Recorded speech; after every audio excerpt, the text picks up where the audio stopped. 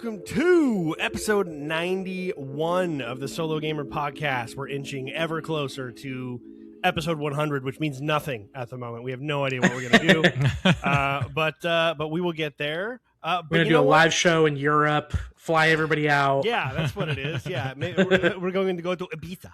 Yeah, Ibiza. Have a huge party, a TSG party. Everyone's going to want to see our pale, naked bodies. On totally catered. It'll be great. Yeah, it'll be perfect. But until then, we're going to do a very special episode this week to help tide everyone over.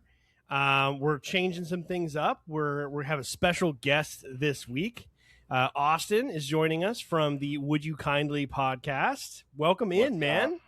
Thank you so much for having me, and congrats on 91 episodes. That's amazing. So I'm stoked for the 100 episode. But yeah, thanks for having me on, guys. Appreciate it. Of course, man. Yeah, of course. Taylor, welcome. Taylor told us like shortly after he met you, he's like, I met this awesome dude, and he has a podcast, and his podcast is great, and you got to check it out, and we're gonna have him on the show. And bam, like 5 weeks later, here you are. So it's perfect. Yeah, it was really weird. He was like, yeah, I'm really into video games and I have a podcast. I'm like, that's crazy. I'm really into video games and I have a podcast. So. Yeah, we were like, oh, it was like Spider-Man meme, like pointing at each other. I think of Step Bros meme. Did we just become best friends? Dude, honestly. That was more of the vibe for sure. Yeah. Absolutely. That's kind of what happens when you become friends with Taylor. I don't think Taylor makes friends in any other way. Or just suddenly he's just like, this is my best friend now. All of a sudden he's just here, and it's like awesome. I've made an ally. He disappears. I mean, we've had a hard crashing bromance very quickly. So for sure. Be on here. And like you mentioned, so just to plug my podcast, and then I'll shut up about it. No, WYK, please do. Yeah, we got a little podcast, me and my buddy Quentin. It's called Would You Kindly, very similar to your guys' talking about video games that we like. I don't know about you guys, but I feel like the video game space, specifically like critics, I think is just like terrible. Like IGN, video game journalists. I just think it's like a lot of bad opinions. And so that was one of the reasons where it's like, okay, we need some like good opinions out there. So Would You Kindly, we're WYK_POD on TikTok, Instagram, everything. So heck yeah, man. And you know what? I can tell everyone right now, it's a great show because they did a tier ranking of consoles and 360 was S, and that's all I need to know. Right, yes. Yeah. Wouldn't have it any other way. And Xbox one of my was favorite A. episodes. So it was like, holy shit, these guys are right up my alley right now. Right. Oh, okay, you agree. Thank you. Yeah, it's funny. Yeah, you're catering to the Xbox slut over here. Yeah. We love us some Xbox here. For better or for worse. 360 is like the best console. Yes. And actually, we've been recently, me and my buddies, like pretty much at least 4 times a week, they'll come over and like bring a console. So last night we were playing PS3 and we were playing Devil May Cry 1, the HD edition remake. And it just like more solidified my opinion on 360. Like I do think it is just the best console. And you know it's the best console because people still feel that after a 50% fail rate of the hardware. Right, yeah. Yeah, that's pretty impressive. Oh yeah, that's right. I had to return my 360 twice. Best console ever. Yeah. Yeah, you don't see a fleet of cars failing 50% of the time and having people just absolutely love them. So that's right, exactly. Well, and it kind of became this like iconic trademark, like marketing thing was like the red ring of death, which like probably maybe helped them even more. It was like kind of this weird thing, you know, and it's still like infamous to this day. Yeah, I remember all my friends talking about it. Like, did you get it yet? Did you get it yet? You know, and it became kind of like a pop culture thing at that point in time. I will say though, if they hadn't, jumped on it and actually stepped up to the plate and fixed all the issues, it made it really simple to like just send out your Xbox. And sure, you didn't have it for a little while, but it was pretty relatively easy to get it fixed.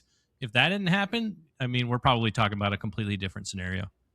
Yeah, more than likely. Yeah, they spent like $1 billion fixing that problem for free for everybody. And I remember even the experience I had sending it back was really good. They were really nice, like on the phone, and it was an easy process. They sent me the packaging. I mean, it was pretty cool. So yeah, they definitely worked for the loyalty there, which they just decided to stop doing right after that. Yeah. Just idiots like me that are still sticking around. But tell us a little bit about your show. Like, when did you guys start? I was trying to pick up. I was looking through your episodes and listening to the console episode and just kind of trying to get an idea of like when you post and what kind of show, what kind of different topics do you do? Like what's your show all about?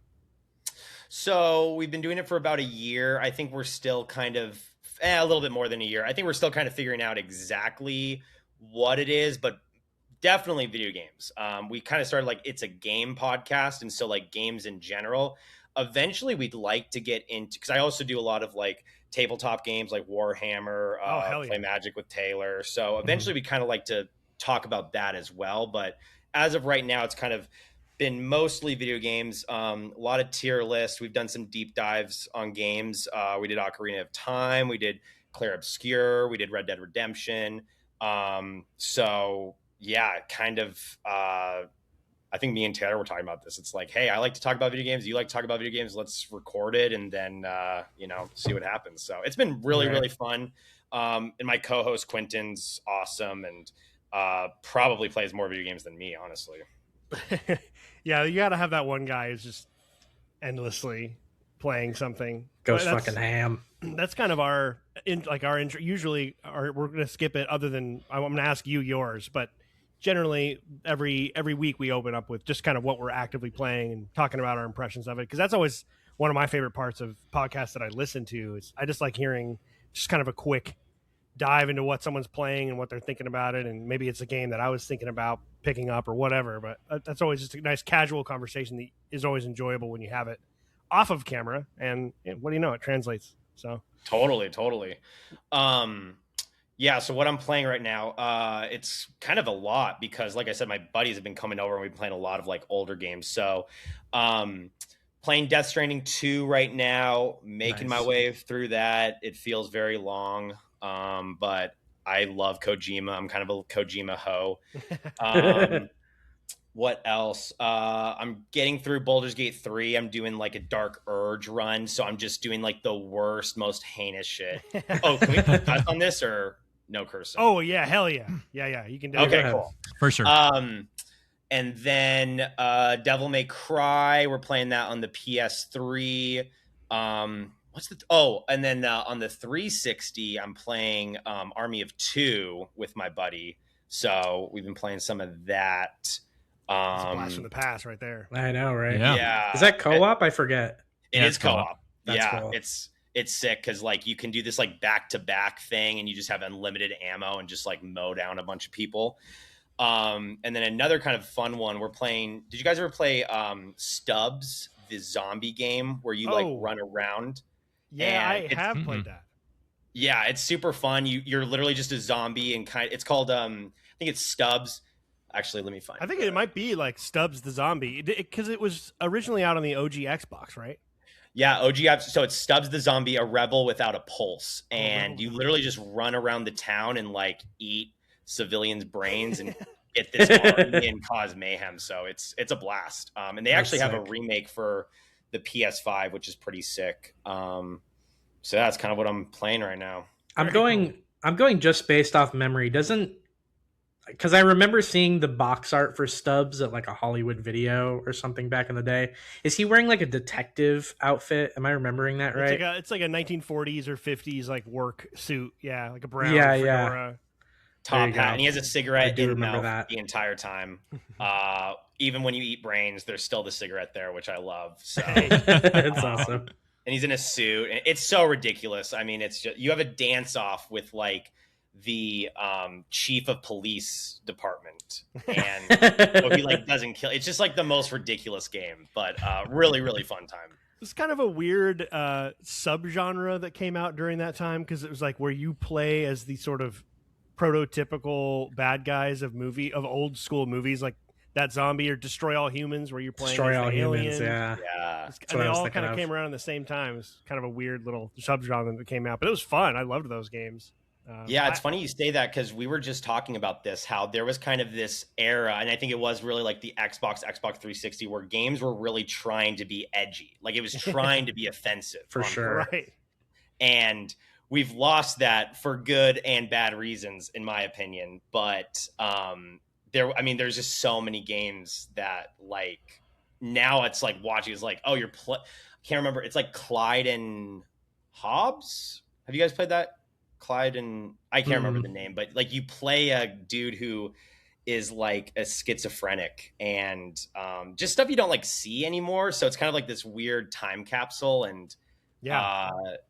yeah, it's interesting. No, that's super cool. Yeah, that's I love going back and playing some older. In fact, I actually just bought an original Xbox on eBay, so I'm gonna have that. Oh, nice. I think you're talking about, by the way, Kane and Lynch. I don't mean to interrupt. Kane and Lynch. That's Oh, it. yeah. Yes. There you go. Yes. Yeah. Oh, Kane and Lynch. Okay. Yeah, I do remember that I remember that game. I remember that game for 360. Now that you're saying Kane and Lynch, that's right. I don't think I played that one though. There's a part where like the civilians turn into cops from the perspective of the person, and then like you snap out of it and it's like civilians. Oh, it's like, geez, yeah, this is like crazy. Wow. Yeah, that is nuts. That's kind of that experimental era though, right? Like that people were messing with stuff. I feel like as close as you get now, maybe it's like High on Life, which is yeah. Kind of. I did play that. That was kind of fun. Yeah, it was very. I did play that too. It was fun. I'm not even the biggest Rick and Morty guy. Like I haven't seen a ton of Rick and Morty, but it was a fun idea, kind of an original idea, and I enjoyed it. I don't think I finished it though. I liked it. It was very like, it reminded me of like Ratchet and Clank or something. Like same kind of sense of humor, like kind of crude, like old school Ratchet and Clank. Like just a little more R-rated since they were like cursing and all that. Yeah. I remember there was a part in it where you could watch an entire movie front to back. I was just going to say that, Taylor. You literally can sit and watch an entire movie in the game. And there's only a few games that have done that. There's another game, and I think it's like Evil Dead Army of Darkness or something that's on it. And you can just like sit and watch it. But yeah, you can, which I did. I like sat for a while in that game and like just watch this random to see how long it's gonna go, right? Yeah, well, it was a horrible movie. It was like a B movie, but it's like, it was like the developers had a bunch of inside jokes about it. Like maybe one person or two people on the team actually saw it through, so they were like, "Oh shit, we got to put this in the game." I think it was the Tyrannus. It's like T-Rex something like that. Like the type of movie we would watch on like Mystery Science Theater. Yeah, it's like T-Rex high school type shit. Yeah, it was something like that. Yeah. Oh man. Okay, you know what? I know exactly what you're talking about. It has the actress from Starship Troopers in it. Probably, the main actress. Yes, I know. Yeah. I've seen that movie. I can't remember where I watched that movie, but yeah, Tammy and the T-Rex is what it's called. Oh my god! So stupid. With Paul Walker and Denise Richards. Oh, Paul Walker was. Paul Walker's crazy. Dude. Jesus, what a crazy combination of worlds. Yeah, so that weird. is. So we'll jump into our. We made the mistake last week of not paying attention, and our episode got massive. And so we do have some write-ins actually that were addressed to you, Austin, because we told everyone you were coming in and people wanted to ask you some questions. If you don't mind a brief interrogation. Sure. All right. So Craig's Gamer Room wrote in. He said, excited to be introduced to a new podcast. Austin, could you give us a peek into your taste in games? What are some of your favorites? And what are some coming out this year that you are looking forward to? Also, have you heard of our Lord and Savior Gravity Rush? This man has written in about Gravity Rush more than I think anyone. It's a TSG meme. Yes, it is. Gravity Rush. I actually have not heard of that. What is that? It's fun. I played the first one. Well, Craig is dead now, so he just died. So that's okay. So kind of my game history. I mean, I grew up a Nintendo kid for sure. My first console was like Game Boy Color, then GameCube. So definitely have a soft spot for Nintendo games, Super Smash, Mario. I'd say definitely my taste is like you guys, like solo story-driven video games. That's tends to be what I lean towards. I like diving into a world, learning about it, having a cohesive story, and then kind of moving on. So I played quite a bit of online games. I was a big League of Legends guy for a while. Oh no! Kyle. I know. Oh no! You and Kyle will have to have your own episode potentially. See now, you shouldn't have told me that.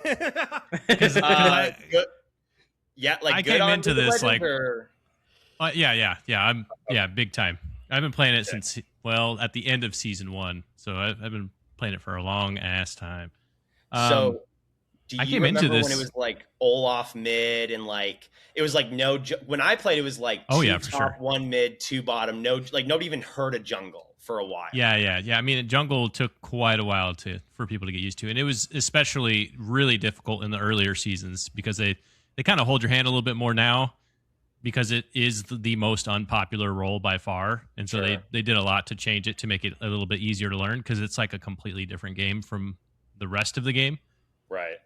Um, but yeah, like early seasons of jungling was brutal because Yeah. there was only like a select few champions who could actually like live long enough in early levels. So, but Totally. no, dude, so now I'm a bit nervous because what we're about to do here soon. I thought I was pretty confident I'm going to be able to snag this away. So this changes my whole thought process now. You just threw me for a loop. Oh, Wait. funny. This is what I I'm don't planning know if for. I don't know if I would take League of Legends in my top 10. Not to give anything away. I'm not Well, listening to that at all. You'll see. You may change your mind because we're the kind of the rubric, if you will, or like the way that we're going to decide. There's some context to the picks that might change slightly what you choose. We'll see. Okay. Maybe not at all. So Okay, it's possible. But I'd say now, I mean, I don't want to reveal too much because I don't want it to get taken, but I am like a From Software mega fan. I am nice. like, love all the yeah. games. I'm definitely a fantasy fan. So tend to kind of go towards that with games, but so I like difficult games. I like having something to like work on and then accomplish it, and then it's like, oh, that was terrible, but I feel so much better now. So that's kind of my history, I guess. cool. No, that's awesome. I mean, I feel like it's very similar in certain ways to all of us, but also like all four of us kind of bring a different angle to things and have different interests as well. So it makes these shows a lot of fun. That's why we've been doing it for so long, because you can kind of just keep talking about this stuff, and for some reason it just works. Yeah, we can go forever too. Yeah, we certainly could. We've got one other write-in from one of our most consistent listeners, and he writes in pretty much every week. Cream Lord of the Cream. He says, "Hey, Austin, based off your podcast name, I'm going to guess you're a big fan of BioShock. If you had to pick one thing about that game that you appreciate the most, what would it be?" Oh, Just well, one thank you, thing. my That's liege, hard. for that question. That's a good question. My I think, liege. yeah, we did BioShock not that long ago, and actually, the thing that kind of stuck out to me was the art style, because it's like it's still a pretty older game, but it doesn't feel like it at all, because it's like a very original art style. And I think the more I play other games, the more I appreciate that. And I think now in games, everybody's like trying to look the most realistic, have like the craziest graphics, and there's a place for that for sure. But games that are very stylized in their own way, like BioShock, I really appreciate. So I'd say that's one of the things. And then the first one and Infinite specifically, I think are just such a well-written story, and I love twists, and those got really great twists. So some of my favorite games for sure. Yeah. Oh my God. Absolutely. So good. Yeah, we did BioShock semi recently too on the podcast, because I got to play it for the first time. These guys are veterans of the series, so it's cool to experience it for the first time, and we definitely will get to Infinite one of these days. I would love to play through that too. Got to play 2. See what you think there. Two also, yeah. I like 2. I love 2. There was some issues with 2 that we had, but I still really enjoyed it. From what I remember, it's pretty short too, right? Yeah, They're it all- is actually. They're all relatively. I felt like it was the shortest one, and then Infinite's a little bit longer. Yeah, they're doable. Yeah, though. I think I still love 2. It's fun playing as a big daddy. I feel like Infinite in the fan base is like it seems to me kind of the most like controversial for some reason, which I don't really get. I think Infinite's like a masterpiece. I think it's like amazing, and the DLCs solidify that in my opinion. See, I I feel have like people not played the DLC for Infinite. Oh, Yeah. dude, I they're played it at both launch. amazing. and it's the last time. It's been a while since I've replayed it, so I really want to go back and play all of it with all the DLC. I haven't played Minerva's Den for Bioshock 2 either. Yeah, they're all good. The DLCs for Infinite, not to give anything away, but like it ties everything together in a really, really awesome way. So it makes Infinite it makes all the games better, in my opinion. That's pretty good, yeah. Because I remember my only real complaint about Infinite when I beat it, and this is years ago, so you could kind of re-jog my memory, but I just remember being kind of confused at the end and not necessarily sure what all of it meant. And so, yeah, some more clarification would definitely be preferred there. Yeah. I was going to say, it seemed like... anything. Yeah, I know. It seemed like... Careful. Yeah. It seemed like with Infinite 2, from like an outsider's perspective, on somebody who's not who's a newer fan, I guess, of the series, seems like there's been some like revision with Infinite 2. I remember it coming out and being not super well liked, and then history has been very kind to it. Kind of seems like people have gotten more on board as the years have gone on. I think it's just not what people expected, and some people were upset about that. That's what I think I think if it was called anything but BioShock, it would have been like one of the best games of the year. Absolutely. But I think because it was called BioShock, everybody had the nautical vibe associated with it, and it's complete opposite. You're literally in the sky. So, and people were not down, but the weapons are awesome. You play as Booker DeWitt, who he's like an actual talking character. So I don't know if some people didn't like that, but when people have complaints, I just don't really get it. I think it's like amazing. I know that feeling. Sometimes people like complain about one of your favorite games. You're just like, what? Did we play the same game? Like, people just sometimes, exactly. It does feel like you played something different, but that's art for you. Yeah. Yep. Okay, so just to catch the audience up here, we gave a little bit of a nod of what we're doing, but we're gonna lay out the ground rules here and sort of the context of the thing. So everyone might notice we're wearing sports memorabilia right now. That was somewhat accidental, but I thought at the last second when I was like, you know what, this kind of makes sense. So tomorrow, as of this recording, we record on Wednesdays. Tomorrow is the NFL draft, so we have a lot of non-sports fans that listen. So if you're not familiar, basically the NFL teams get to pick college players, and it's like a draft, and the order is based on how bad the teams were before. The worst team gets to pick first, and they get to pick whatever player they want, and that's how you build your team for the future. So we're celebrating the draft because we're big NFL nerds here on TSG, and we thought it would be fun to sort of mimic the NFL draft, but instead of drafting football players, we're going to draft gaming franchises. And the reason that I say franchises very specifically is because however many we do, depending on the time frame, I think we'll probably end up getting to 10 because we didn't take 58 minutes to do the first part of the podcast last week. like we normally would. Like we normally would have. The context here that might change the way you make some decisions is that whatever you end up with at the end of this, hypothetically, is all you would ever have to play for the rest of your life. It's like all other games have been erased from existence, and these are the franchises you get.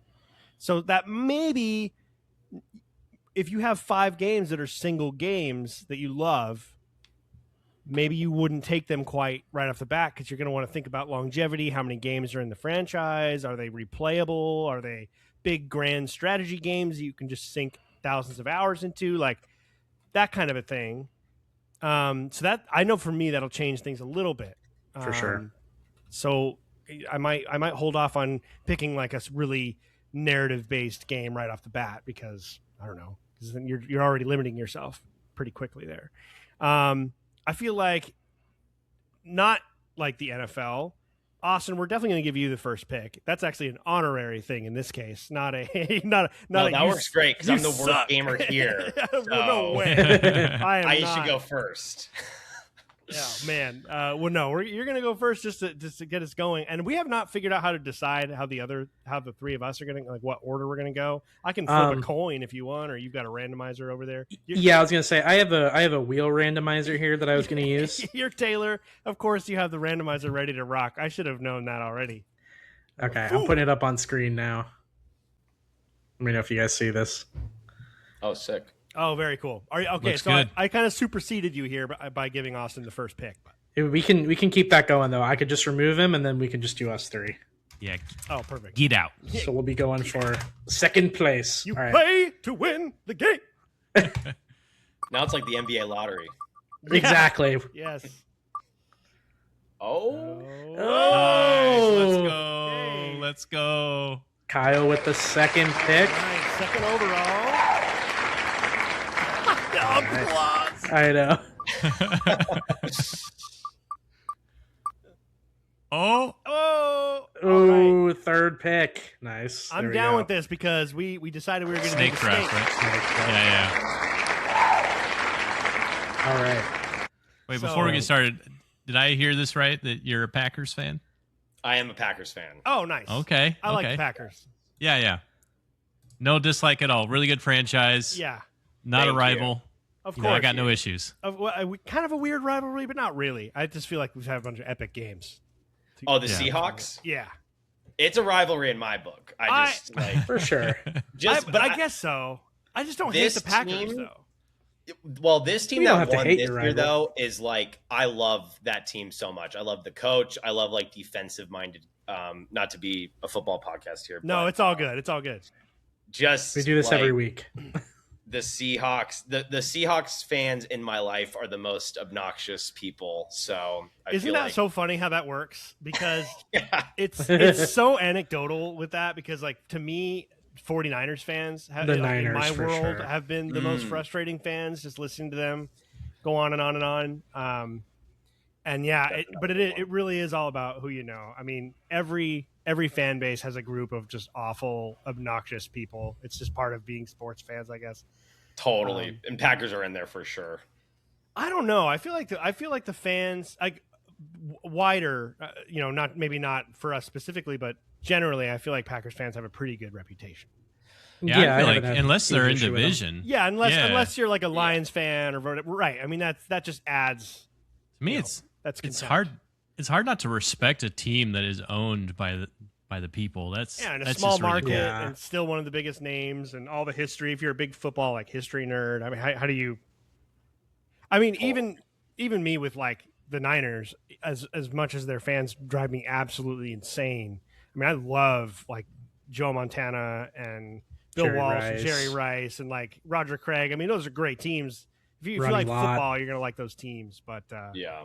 It's well in Wisconsin too. I don't know if you guys have ever been, but my dad's from there, so I have a bunch of family there. There is literally nothing to do I besides have drink been to beer, Wisconsin. look at a cow, and watch the Green Bay Packers. Like Eat some cheese. it goes like they're like the Christian church one, and then like the Packers 1B. Like they Yeah. worship the Packers. So it is refreshing going there and like compared to Arizona, which I feel because everybody has like their own team. There's not like a, but if you're in Wisconsin, like you're a Packer fan. That's it. Yeah, absolutely, absolutely. That's kind of my theory about Arizona, and you guys can correct me if I'm wrong, but I've talked to Ian about this. It just feels like Arizona is a place where everybody's from somewhere else. 100%. Yeah, it's a transplant city, 100%. Totally. Especially when it comes to, and see, the thing that plays into it for me too is like the franchise has to actually win to garner a fan base. So like there's no issue with Phoenix Suns fans here. There's no issues with Arizona Diamondbacks fans here. Yeah, You might get a spilling over of like Dodgers fans because obviously they're the big team right now. But like Cardinals fans are really the only exception in my mind of a team that is here, that has been here for a while, that just hasn't garnered the fan base because they just don't win. So yeah. it's like Yeah. they will not get the fan base and people will not adopt the team until they win. And you don't have the benefit of the really long-term relationship that's abusive, like Detroit and Cleveland. Those teams, I mean, other than Cleveland moved for like a year or whatever, but those teams have been there for as long as the NFL's been around, and so that it's like gets passed down. But like the Cardinals have only been in Arizona since the '90s. It's like, In the 80s. was it mid '80s? I thought it was like 1990 or It's something. like mid to that. late 80s. Okay, but still, They I were mean, the Phoenix Cardinals. that's still only a couple of generations of fans, so it just takes longer than that, I think. For Yeah. like, they didn't really belong to Arizona; they just kind of moved there. It's really tough Yeah. when you just don't have that fire in your gut. Oh God, Well, and I think Arizona is a basketball state. Like we really rally around. I'm a Suns fan, so it seems like and probably because we were winning. But I mean, when it was the finals, I mean, it was crazy. Oh man, I mean, Yeah, the I mean, city it was- really rallied behind them. The whole city was just like painted in purple and orange. So Yep. yeah, I could. Suns I are a definitely cool see that. franchise. Yeah, definitely. I was definitely rooting for them in that. they're the top 5, one of the top 5 most winningest franchises in the NBA, and don't have a title. yeah. Are you So- serious? I actually didn't know that. Yeah. Mhm. That's 'cause you guys had- insane. You guys had That's Nash insane. and then Barkley before that. Like, hmm Yeah, a they've lot had of very winning few, seasons. very few dark years. Honestly, the only one I can really remember was from like 2010 to 2019. Yeah. I'll shut up about sports after this. But It's all good, man. there was a coin flip to decide where Kareem was going to go, and it was going to be the Lakers or the Suns, and Lakers won. I think ever since then, I think we're just cursed. I think the Suns are just a cursed franchise, and they will break your heart. And I've come to terms with that. If they ever win a championship, though, you won't see me for I'm 3 going nuts, dude. I'm I'm like destroying everything. I'll be literally. I don't know what I would do with myself. It makes me. I'm emotional. Philadelphia sports fan style, flipping cars and lighting Yes. things on fire. Yes. oh, dude, the Well- Knicks made the playoffs and New York shut down. Yeah, I know.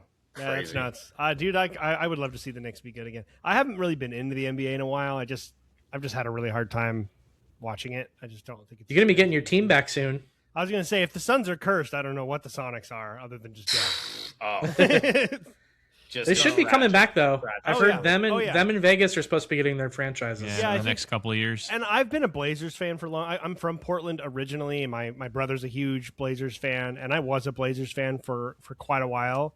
And then I just got tired of the NBA. I just felt like it was just getting worse every season, and it's just like it's just fouls and constant like trying to like purposely get your wrist hurt or hit with someone's arm before you shoot and like forcing cheap foul. I don't know. It's always happened, but it just feels like it's worse. It just feels like the product is worse, and I kind of gave up. And now that the Blazers they made the playoffs, my brother's like, "Oh, we're gonna watch the game," and I'm like, "Yeah, but now it's like, yeah, they made it, but I'm a poser now. If I'm like, yeah, I'm putting on the jersey, like I can't do that. So I'm gonna use the Sonics to see if I can, like, if when they come back, I'm gonna give the NBA another shot, and maybe it'll be more fun because we can. Actually I'll go to the join you. games. I'm definitely going to be into it. Yeah, all right, cool. We'll do it. And we can go to the games, Kyle. So that'd be sick. Yeah, yeah. So that'll be good. That'll help. All right.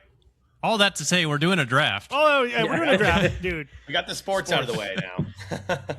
Hey, Kyle and I were doing an NFL podcast, so maybe we can all do that together. Hey, hold on. I will be Oh, right sick. back. I'm sorry, guys. We were just having fun. We didn't even really like share it or post it really anywhere. It was kind of just for Kyle and I to figure out, like, do we want to do this, and if we did, what would the setup and kind of formula for it be, and all of that. So we kind of stopped. We took a break after the season was over, and we haven't gotten back to it yet. I don't know when or how we're going to make that happen if we do, but it's fun. No, that's awesome. Yeah, I'm always down to talk football.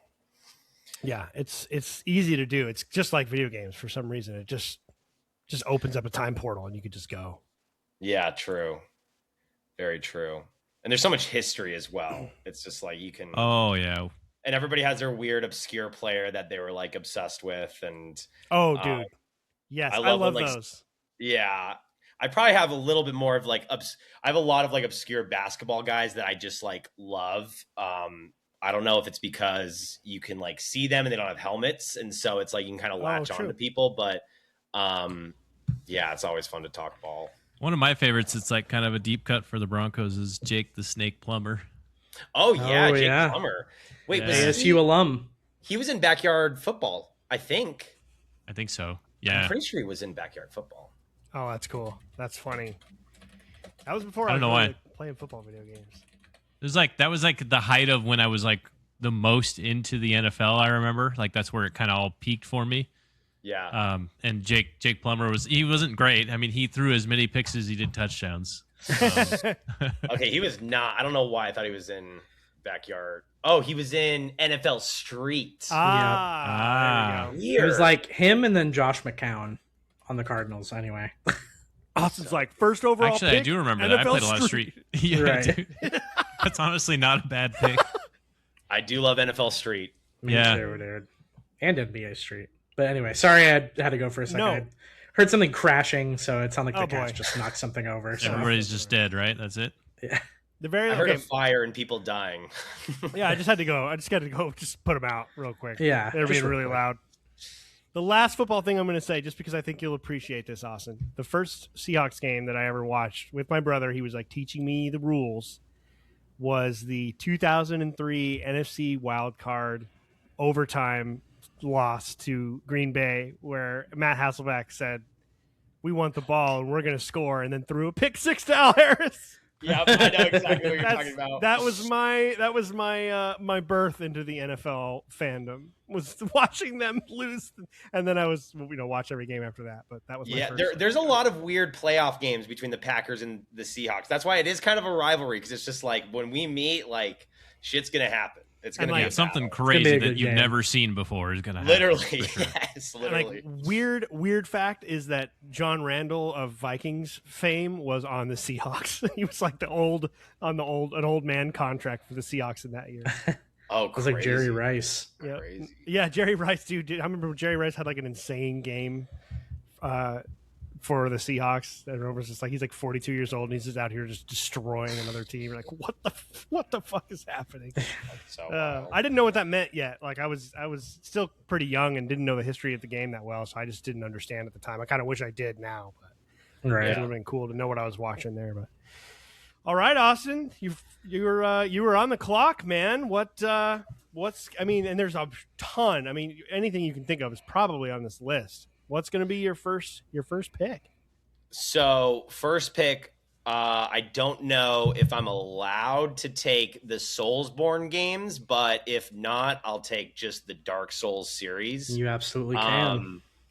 But yeah, I mean, and kind of talking about like the desert island. Oh yeah, I see Dark Souls there, which Elden Ring's my favorite, followed by Bloodborne, but I would love to be on a desert island with no knowledge of the hidden walls, no knowledge of like what this game's about, and just like being able to figure it out and like going into every single corner and nook and cranny and like just like getting rewarded as a gamer. And I can't remember what game it was, but I can't remember what game it was. Oh, no. It was Gears of War. We were playing Gears of War, and there's all these random rooms in the map. And we would go into these random rooms like, oh, there's nothing there. And I just can't stand when developers make something that doesn't have some type of benefit. Whereas like Resident Evil, if you go into a random room, you're going to find some type of item. You have to look everywhere. And Dark Souls is kind of like that as well, where it's like, if it's a random room, it may be there to trick you, but that's because the other room, like you have to hit this wall. So it's my favorite series ever. I mean, just the world design, the bosses, leveling, just everything is just peak for me. So I'm happy to take that with the number one overall pick. Great pick. Hold on. Fantastic Sorry, pick. I had this queued up, but I missed my cue, so I'm just gonna play it now. Yeah, I knew it. Beautiful. Had to. Yeah, it's great. That's awesome. Great first pick, honestly. I was kind of hoping I would be able to take it like round 2 or 3 just for Elden Ring alone, but Yep. Are we including? Is that like Elden Ring and Bloodborne are in Dark Souls Yeah. as well? Okay, nice. Yeah, I would so you say get so. Demon Souls 2. Damn, I know that's crazy. it's a good That's one. awesome. All right, Kyle, you're up. The second pick in the TSG draft. This is a tough one. I'm thinking solely in the context of like, I have to play these games for the rest of my life. So we're talking replayability as well as being some of my favorite games. And that's really kind of hard to decide because some of my favorite games, I don't think that it would kind of suck to have to only play that game. Exactly. That's the twist. Yeah.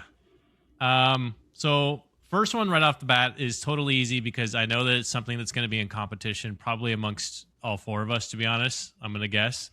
And it has the best replayability value of all, in my opinion. So it's easily going to have to be Total War. You dirty slut. Oh, he's got it. It is off the board. Yeah, I mean, Man. we're talking about replayability, all the different games in the different time periods. Oh and, my god, dude. And like, especially if I'll give you the Warhammer 40K version that's coming too. But you got Warhammer now, the Age of Sigmar stuff, and then you got all the historical stuff. Medieval in 2060, so yeah, great choice. I can't go wrong with that. No. I could honestly just take that one game and leave this draft and be fine. Yeah. So. Yeah, eventually you'd want something else, but yeah, that's a perfect first overall pick.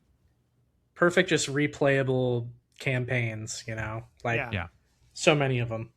It's one of the ones I thought of because I was like, I definitely would want a strategy game at some point, and like, sure. That's just, you could just keep simulating things and like, finding new ways to like build an army and and it's so big. Every game is like huge. There's just so much to do. They're kind of passive, so they do help. They are very much a kind of a pastime, which would be great if you can never play anything else. Right. It's like the easiest way to like just sink in a shit ton of hours and not even realize it. So. All right. All right, Taylor, you're up, man. Third overall. All right, this one is easy. Surprising absolutely nobody. We're taking Warcraft. Okay. You guys know me. I assume this deserted island we're going to has an internet connection. But even if it didn't, if I was able to play an offline mode of World of Warcraft, I think I would be set. I mean, just an awesome story.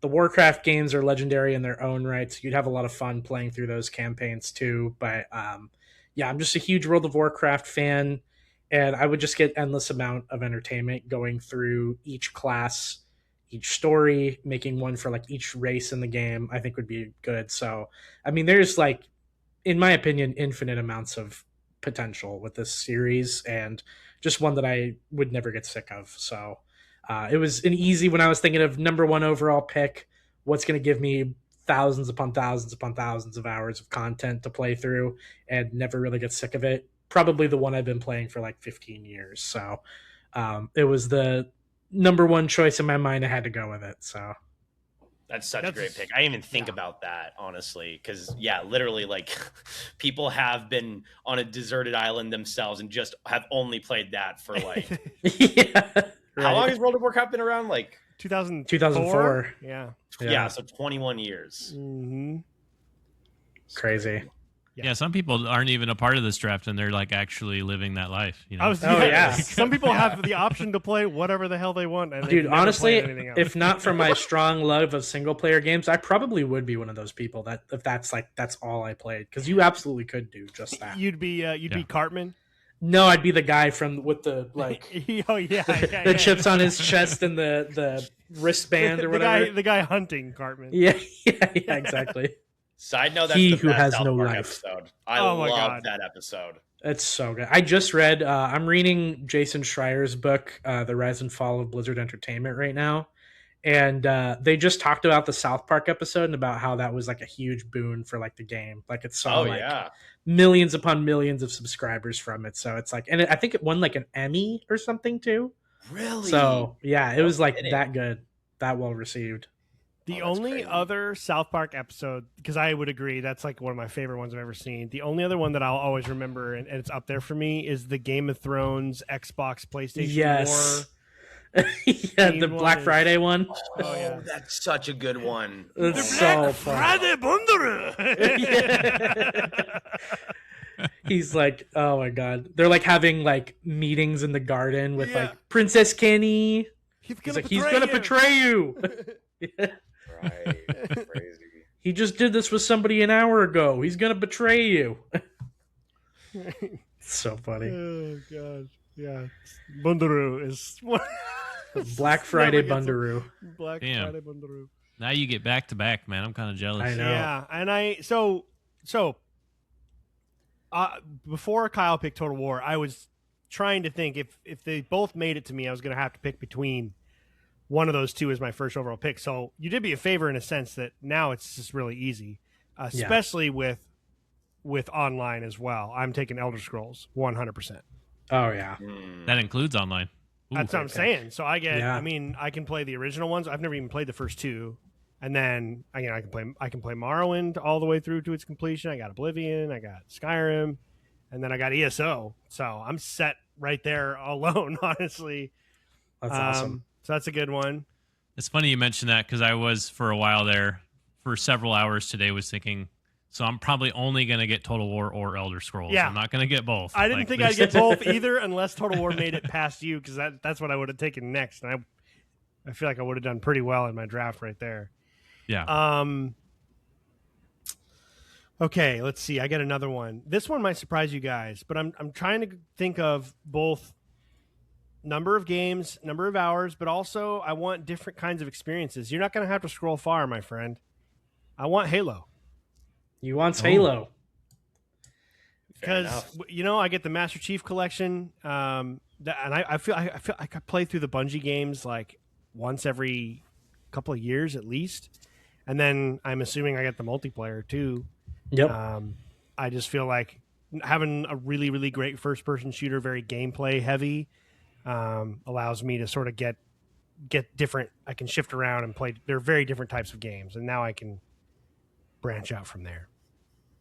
For sure, that's a solid pick. I was thinking Halo would be like a fourth or fifth round one for me, but it was definitely up there. So I should have known it wasn't gonna make it past. What were you gonna say, Colin? I was just gonna say, I think it. If you could also somehow jump back in time and then play these games during like their heyday of like Halo 2, Halo 3, like the peak of everybody playing online, I think that also could play into the value of having Halo. If you could have, access to that many people who are playing with you. Because, just what a life-changing experience Halo 2 and Halo 3 were in general. So and just being there when they came out. It defined an actual era of gaming. Is like the online, the LAN parties for Halo. It's like when you think of 360, I think of Halo. And I'm not. I really really like Halo, but I'm not even like the biggest Halo guy. But even then, like that Halo 2 Master Chief poster, like one of the last things I'll think of when I die. Honestly, right. Yeah, I couldn't agree more, and that's kind of why we wanted to set this draft up in the way that we did, because it's changing what I would choose. Like I wouldn't say that Elder Scrolls is not my ultimate top favorite game. Halo is not my second favorite series of games. I'm definitely becoming a little more strategic, and I think some of my absolute favorite games, if they make it to me, would be a little bit later because they're not quite as. I'm looking for some heft, and I'm looking for a combo of like gameplay and meat on the bone, and gameplay various types of gameplay. First. Yeah, you're starving on an island. You need some meat. Yeah, gotta have some meat. Gotta make sure I'm taken care of. Yeah. Hey, nice pun. There you go. All right. Back to you, Austin. Next. Anyway, it's back to me, I think, isn't it? Oh yeah, because we're doing Snake. So back we're doing to Snake. Oh, okay. All right, Snake. So a silly little snake. I have this one was one I was thinking of for a while. If I can find it here. Jesus. Yeah, there's 500 franchises in this too, by the way. So my God. All of this, and they couldn't put a search bar in here, huh? I know. Hold on. Well, and they're images too, so it's not like you could do Control F, Oh, that's fair. Otherwise, that would be perfect. I feel like I just saw it not too long ago. Sometimes I know it's definitely Daytona, USA. I think that's what you're right. It's Lego. Here we go. Okay. Okay. We went there already. All right. I was wondering. Yep. Online. I'm going Knights of the Old Republic. Well, I was going to say this would also count the Old Republic. Good choice. Man, you're just MMO up here. I got to, man. You get one of the best games of all time, two of the best games of all time, and then an online game that's very near and dear to my heart. Same thing with World of Warcraft, though, man. I could have endless amounts of content playing through all of those different class storylines and all those different races, and they've added a bunch of them since then.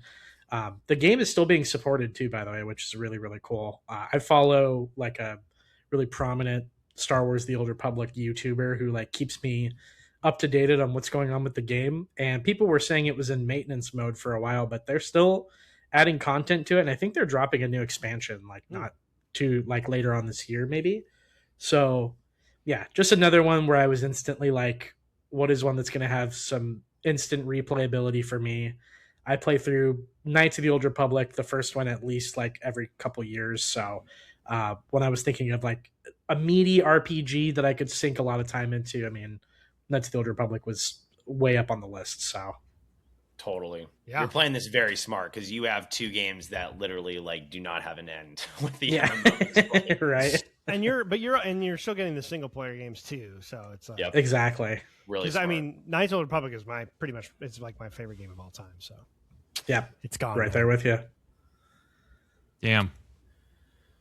That's a good one. What do I?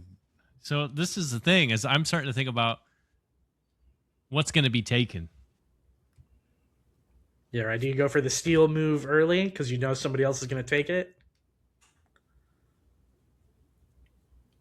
You know what? Fuck it.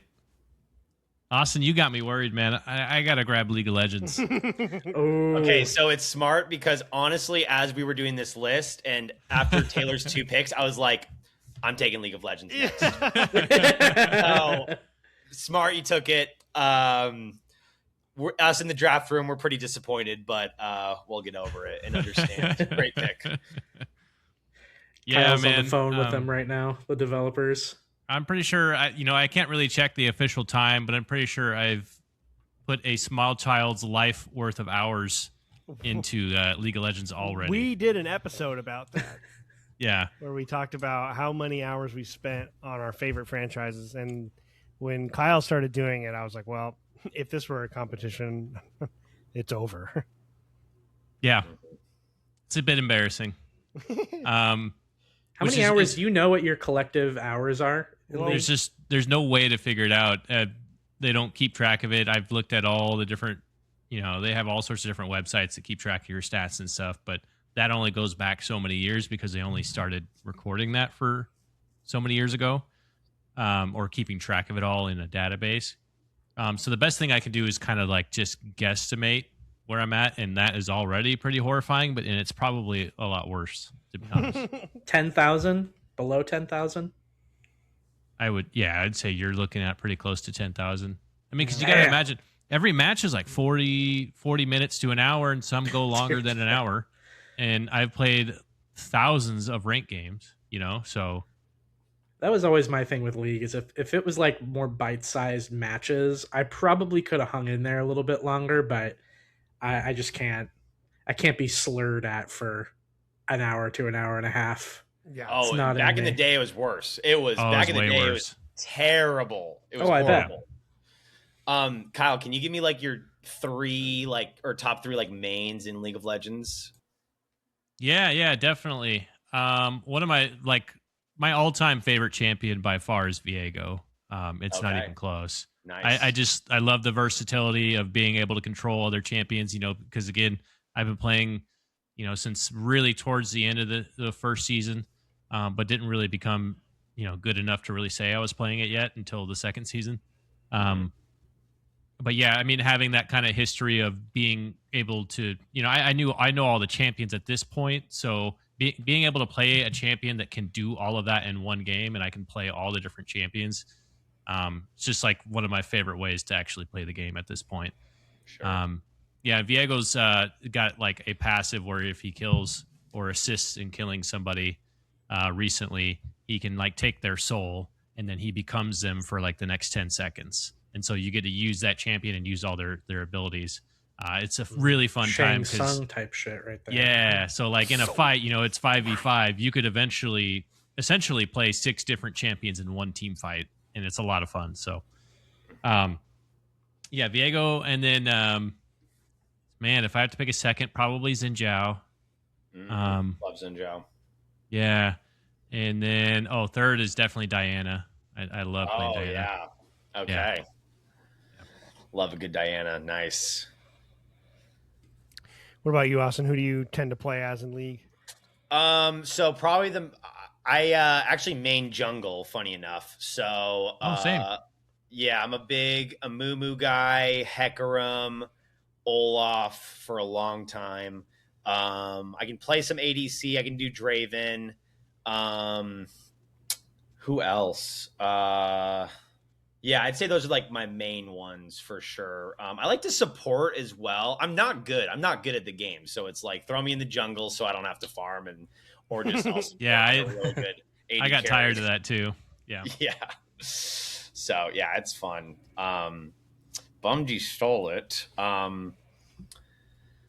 Okay, so I got to pick my next one. Man, I'm kind of having a tough time. Yeah, it's already it's gonna get harder as I we know. go. I'm debating between two, and one just like keeps popping in my head, and it's definitely not one I thought of until we started talking, because I really have not played a lot of them, but I think I want to go Final Fantasy. Oh, you wow. just killing me. Taylor just Oh keeled over no. and died. I think I got to, because like it's just so many games, and again, I haven't played a lot of them, but I just feel like there's so many and they're so big that like I think it's something that I would really look forward to diving into and then replaying again. And it's kind of a good, I'll be playing Dark Souls, which is like very active, and then Final Fantasy, some of them are, well, not a lot of them, especially the early ones, the RTS styles. So yeah, I think I'm going to take that one, and I would look forward to just like playing 1 through 15 and then just like, or is it 16 now? 16 is the most recent one. Yep. Yeah, so I'll just like play 1 through 16 and then replay them. Yeah. Well, then you also, one of the reasons why I literally was taking Online! Final. Yep, I was gonna take Yeah, 14. is online. Yeah, true. I forgot about that, which I played a little bit and I liked it. Yeah, you know It's what? so You just good. solidified. That's got to be my number 2 pick. That was exactly That's what I was going crazy. for with my next pick, specifically for 14. I mean, I love Dang. obviously all the other games, but Yeah, Dude, totally four- forgot about that actually. Yeah. 14 has like unlimited amounts of potential. Some Like, of those games have more content than most franchises. Oh, dude. Yeah. Just Just like the one single vanilla, game. just the vanilla Final Fantasy 14 A Realm Reborn like chunk is like an 80-hour like thing that like is almost just as good as a lot of different single player games I've played. Like it is so good. You're like, So- I actually want to like commit and play it because it's very much my vibe. Dude, let me know if you do, because I've been looking for somebody to play 14 with for a while, and I would Yeah, love to hell play yeah. with someone. I'm very down. But that's a good fucking pick, man. Yeah, that's So pretty good. sad. It's pretty good. All right, what do you got next, Austin? Oh, I go again. Yep. Oh man. Yeah, that's all right. of us will get to pick That's 2 in a row forgot. at some point. Oh. I have a couple that I'm debating. Oh, one other thing too, because I just sort of randomly said it earlier, just off the top of my head, but if it's true, it could also inform more decisions. Because earlier when Kyle took Total War, I was like, well, plus you're going to get Warhammer 40K soon. That's not out. So does that mean we're also getting any future releases into this? I would say you franchise? get future releases too. Okay, Yeah, yeah. There you go. So that's definitely going to influence my list as well. Mm-hmm. Okay, there's one. Man. I'm going to go. Oh, this is so tough. I know. There's so many to choose from. Yeah, this is like really fun though. It's okay. So clarifying question. You know what? No, I'm just gonna take Resident you can ask a Evil. clarifying. Oh Yeah, go no. Oh, Taylor I'm gonna take Resident Evil. Sorry. Oh no! destroys us. I'm sorry, Taylor. I gotta have like a creepy mix up in there, and Gotta have a horror game. Yeah, just like a not. I mean, I'm probably already gonna be terrified out of my mind, deserted on an island. But if not, I mean, there's just so many games in that franchise that I love so dearly. So, yeah, it's a very tough call because I have a couple others, but I think I'm just gonna take Resident Evil because I need it. I gotta have to. 4. I got to. You got to. I don't know if that was going to be my next pick. I think I've got my next pick locked in unless Kyle steals it from me. But at this rate, but I don't think I am. But Resident Evil would have been a deep draft play. I think like mid to like 5 to 8 would have been like where I would have looked for Resident Evil. But it's a good pick, man. I love those games. That's the tough part when you got the wild card here, because I don't know you well enough yet, Austin. So I'm like thinking, man, what is he like? I'm trying to figure it out. Yeah, you can't make those defensive picks, you know. Yeah, I know.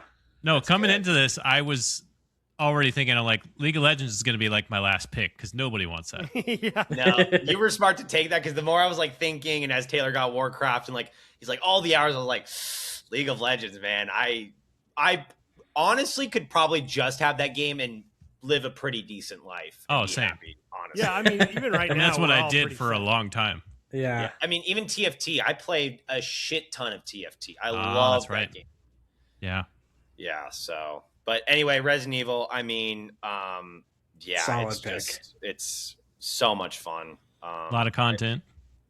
A lot of content. And 4 is just, even with Requiem, like, I could replay those games over and over again and be very happy. These are ones for me too that had I gotten it, it's kind of my dream to get the platinum at some point for Resident Evil 2, 4, and probably now like 7, 8, and 9 too. So yeah, that would have kept me occupied for like a super long time, just platinuming those games. Oh, totally. All right, Kyle, you were up. All right. This next one is solely because I just have a really strong feeling this is something that's going to be a high priority coming up here with what's already been picked. It's something that I keep going back to. It's a game that feels like home. It's a trilogy, I should say, that feels like home. I know what this is. I always come back to playing Mass Effect, and so I have to take that. Yeah, solid choice. Good to secure that now, because you and I would have been competing over that at some point. I don't want to have to worry about it. Yeah, I know that if I'm stranded on an island, I need my Mass Effect. I always get an itch for Mass Effect, for Total War, for League of Legends. Really, I'm going to stand back and say that with my first 3 picks, I'm very, very happy, because these are the 3 games that I always get some like really extreme itch to play. Yeah. So I'm really happy that I've gotten all 3 of these. But yeah, Mass Effect's one of them. Even though it's not really doesn't have as much replayability as the other first 2, for me it does, because it's just something that like again it just feels like home for me. It's comfort. What's your opinion on Mass Effect 3, specifically the ending? For me, obviously, it's pretty disappointing with the ending. Not being able to have too many choices. I actually have a slightly differing opinion. I actually would have preferred if they just chose the ending for you, and just created something that was canon. I actually could do without, because it's my opinion is you either give me a multitude of different endings that are based upon all the decisions I've made, or just make the decision for me and write a good story at the end. Give me a good ending. Yeah, right, bookend it. Yeah. But overall, great game. I still love Mass Effect 3. All the interaction with your companions, especially if you've survived all the way through, and especially even if some of them died. My first playthrough with Mass Effect 3, a lot of them died, and it like felt a little bit more real at that point that the world was really ending. Stakes so I look, were high. Yeah, the stakes were really high. So I felt really fond of those moments, because I really missed my companions, towards the end of it, and it felt. There was a lot at stake by the end, because there was already so many companions that were dead. Mm-hmm. Solid choice. Yeah, that definitely would have been a late round pick for me too. I was kind of looking out for that one, but I had a feeling either you, Kyle, or Ian were going to get to it at some point. So, all right. Guys, I'm so sorry. Can I take a pee real quick? Oh yeah. Yeah. Go ahead. Okay, I'll be right back. No rush, man. We're good. All right. So I think for my next pick here, probably going to go more single player, traditional single player this time around. But just picking a franchise that I know has a ton of entries in it and that I always can go back and replay, no problem. And it's going to be our first Nintendo game off the board. Ooh, okay, good. I'm taking The Legend of Zelda. So, yeah, what is there to say about this franchise that hasn't already been said? I mean, it's probably Nintendo's best franchise for my money, I would say, just in terms of like being able to explore the open environments, the combat. I love the puzzles in the game. I've always kind of loved that Nintendo flair where like they seamlessly mix like a heavy story based game with a lot of like puzzle solving elements while having some really good combat and weapon choice to boot as well. So I just love these games. I mean, I replay probably at least one Zelda game a year, I would say at this point in time. Wind Waker is probably going to be the next one that I end up playing since it's on the GameCube backwards compatibility for Switch 2, which is fun. So I'll be playing through that, and then Ocarina of Time, probably one of the best games of all time. A Link to the Past. I mean, I replay that one constantly. So all of these reasons, Twilight Princess. Damn. I know. I was just saying, Austin, this is the first Nintendo game off the board, and I had to take it. Because I had a feeling you were going to at some point. Fair. Very fair. Maybe at the end we can do some NFL. We could do. I'll trade you. Right? I mean, considerations. Just Breath of the Wild and Tears of the Kingdom. Like that themselves. Is a massive amount of content. Yeah, it's a lot of and time. Like you just run around and hunt and cook for hours and hours. So good. So yeah, it's a great pick. Yeah, I replay these games endlessly. I was just saying that Wind Waker is probably the next one I'll go back to. But I mean, between like Ocarina of Time, Wind Waker, Twilight Princess, A Link to the Past, like I could replay through those 4 games just on their own, like so many different times over. So had to take Zelda off the board. Very fair. Man, it's pretty good. These sometimes I look at them and I think for a second they might be alphabetical, and then the next one I'll look at and be like, nope, definitely not. There'll be like 2 or 3 C's next to each other or multiple M's, and then it's like, nope. I'm gonna hit kind of a 2-for-1 here in that it's both in my top 5 and it's also very an economical choice for the hours available. I gotta go Witcher. Oh, nice. Great pick. That was I was debating that one for sure. That was going to be one of mine too. Because it's one of my, Witcher. I mean, I love Witcher 2. And Witcher 3 is top 5 for me of all time. And then we're going to get Witcher 4 coming up. And I have a strong feeling that's going to be a great game. They're remaking the first game, so I would be getting that. So it just feels like a good choice. Ooh, is it not in here? No, it's in here. I thought I saw it. Oh, yeah, I saw it earlier. It's just hard to see it amongst all this stuff. Well, even like the DLCs for Witcher 3, which we actually just talked about in our last podcast a little bit, but Blood and Wine is my favorite DLC ever. Oh, it's so good. It's a game in and of itself. It's literally a whole game. Yeah. I know, man. I couldn't believe when I was playing it. It just kept going. I was like, my God, I can't believe that this is still. There we are. I surprisingly have to go back and finish that. Blood and Wine. Oh, it's great, dude. Yeah, it's incredible. What a good pick, man. I was going to take that one too. You know what's funny is I was thinking with my pick, I was like, do I go Witcher here? Because I remember we just talked about like getting future entries too. Yeah, dude, that's a big one. I was like, do I steal this one from Ian? I go, no, we'll do Zelda. So I may have waited a little longer if we got only existing, but knowing we get future is definitely going to influence a few of my next couple choices too, which feel pretty good about. We'll see. Yeah, maybe someone will surprise me here. I was very disappointed, but not surprised by the fan base when like that trailer dropped and it was Ciri, and I was like, I want to play as her. Like that sounds sick. Dude, she's been the protagonist the whole time.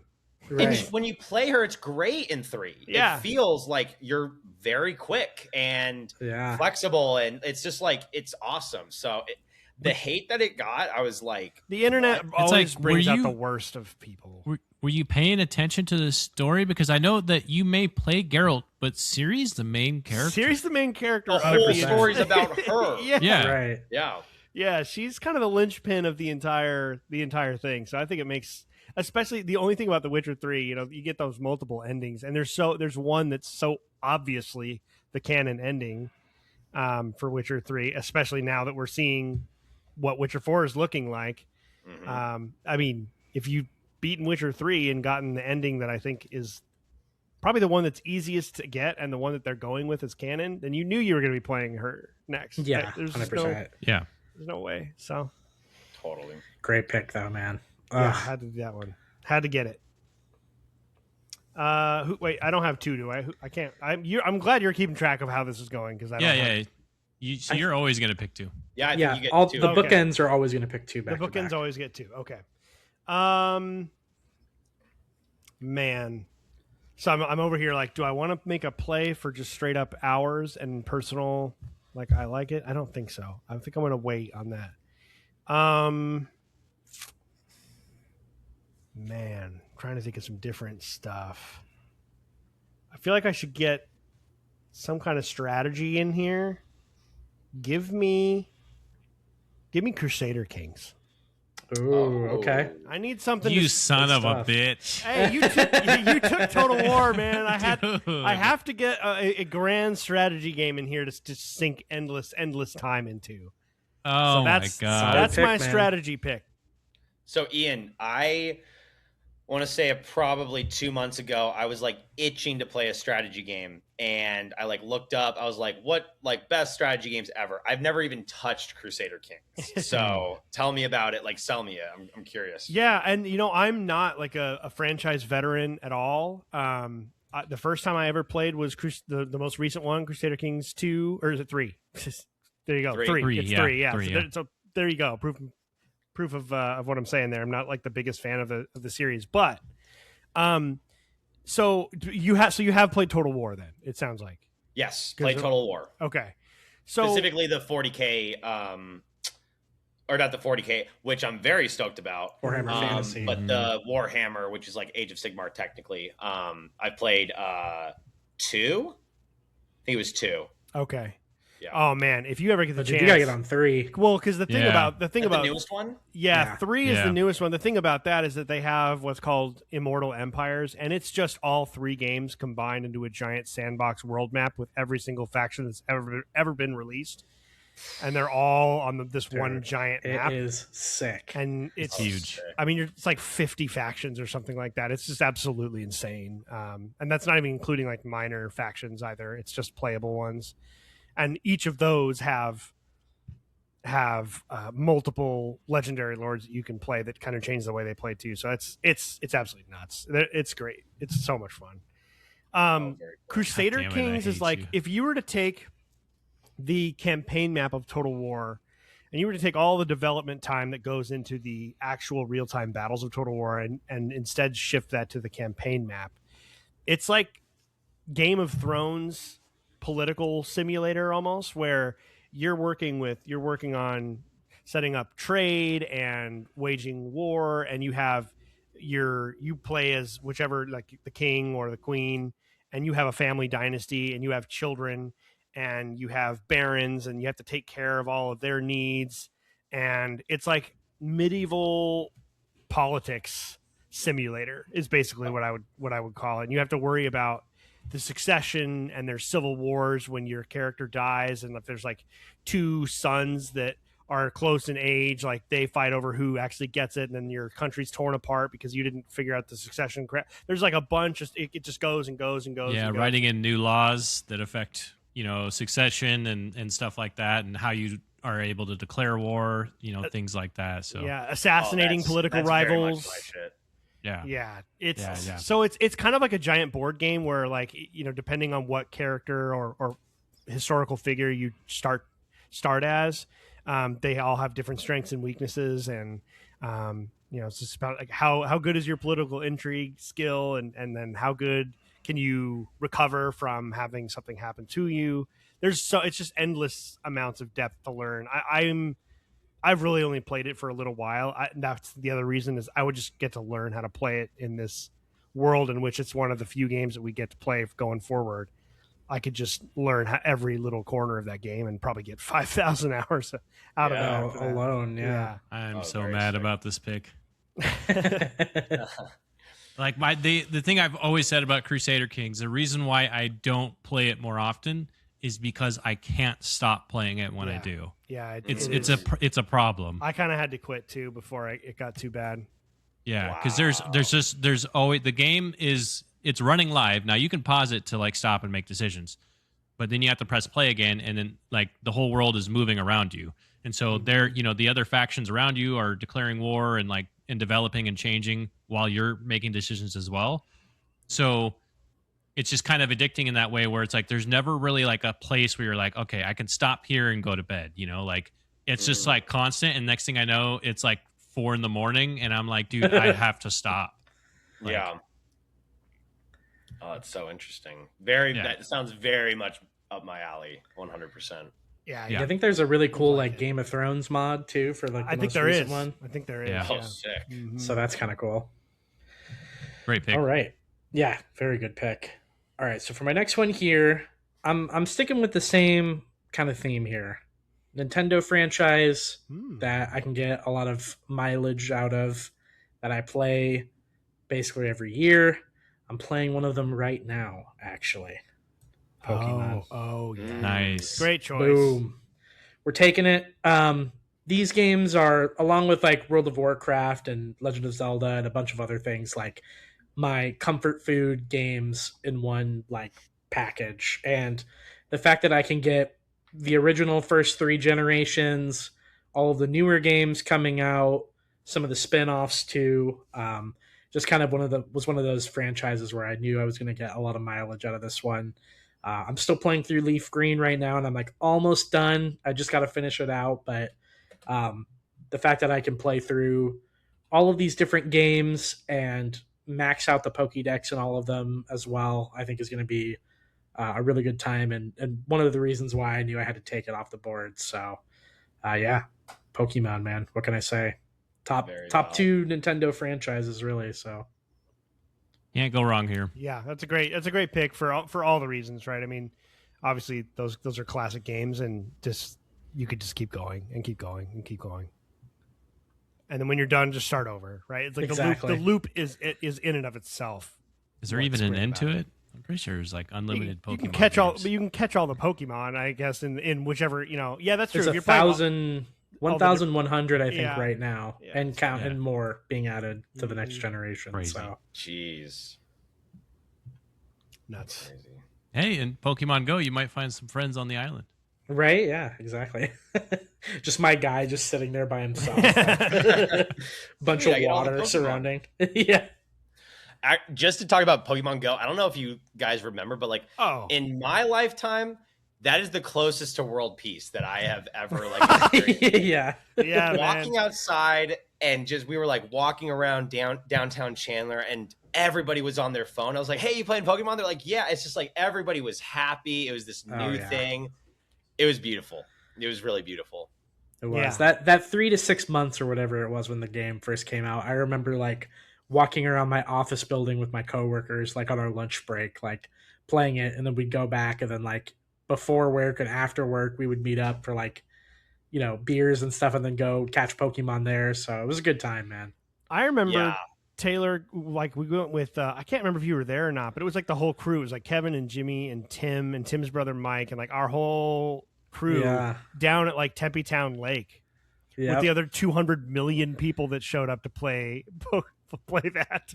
It's so cool. Like, local community was like coming together. It's like, hey, we're going to this spot, like, come over. And now you can like walk around. Can you walk around with like out actually like walking or something like that? I haven't played it for a long time. So. You can't like have it like walk by itself, but they will allow you to they kind of like passively, like when the phone's in your pocket, they will like, you turn on like your location settings or whatever, and it tracks the route that you've been on, and like it'll have Pokemon that'll show up like in your stationary location. And so you'll get steps for like your eggs and stuff like that. You get steps for like walking too without actually having the game open, which is cool. But yeah, I think there was at one point where they allowed you to walk around like without actually moving, but I think they got rid of it after COVID or like shortly thereafter. Okay, gotcha. Nice. All right, Kyle. Oh, where do I want to go with this? How are we? Are we doing 5 for now, or are we gonna just go until we hit the? Well, let's try and go for 10. We'll see how it goes. Cool. That would inform my Ooh. decisions now, knowing that I have enough picks for later. Well, on that note, this is one that I haven't even really played all the content on. But it's from it's a pretty popular series of games. Really well beloved. I still have to play some of the I should say the most popular. I should say two, actually. Yeah, the two most popular games of it I haven't even played yet. But I got to grab Fallout here. Ooh, good pick. Great choice. Another one that like you can just sink so much hours like doing different stuff. Yep. And then there's the online game, right? Which I haven't even touched. 76. Oh, Yeah. 70, Yeah. I totally forgot about 76. Yeah. 76 has the single player content though now too, so it's much better than it was when it first released. Yeah, absolutely. I've only played Fallout 4, so I don't have Fallout 3 or New Vegas. I haven't played their best versions Yeah. of the game, so a lot of new content for me to play. And I know that just based upon what I played, and it is a Bethesda game. There's always a lot of replayability with different skills that you can utilize, different decisions that you can make. So yeah, I definitely have to go with Fallout here. Just a lot of content to play and stuff that I really enjoy. So I feel like I saw it up at the top here somewhere. It's crazy how they just get lost in here, I know, right in front of our eyes. because I'll take one and then I'm sure it like shifts them over. Oh, that's true. That's a good point. I think it was like up here at the top somewhere. Why are we not seeing it? It's so strange. That'd be so insane if it didn't make it into this. It's in here There's for no sure. way. I heard Yeah, it. Okay, yeah, there it we go. is. It was It's in right. here It's the for second sure. row. Yeah, Damn.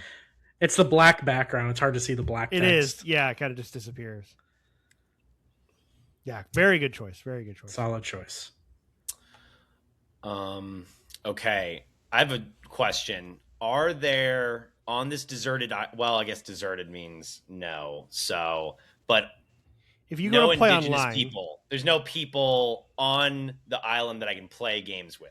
No, you cannot take Smash oh, Bros. so you're That's I was where I was but going. there Okay. is there is online. Yeah, There is there is. online. There is. So True. because we're taking all these MMOs, and I took Halo with the idea of also having multiplayer. So you can definitely play. There are other islands, but there's basically just no couch co-op. This is Yeah. you're by yourself. Which would still limit you though, because Ultimate and 4 are the only Smash games that you can play online. You So- may Right. find a really intelligent monkey. True. Right. Yes. Yeah. Is there a way I can like speed up evolution and like get Yeah.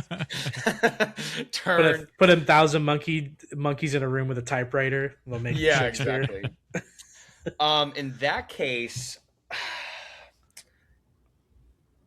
I think I'm gonna go. I'm hoping it's on here. I think I'm gonna go Stardew Valley. Actually, Oh, very good pick. It's on here. I'm pretty sure. Ooh. Very That's good great. pick. Yeah. because if I get bored of farming my own land, like I can go online Mhm. and play my virtual farm. But that's just another game. I'm a big Harvest Moon fan. That was, I'd say, one of the games that like really changed just the trajectory of how I view video games was Harvest Moon: A Wonderful Life.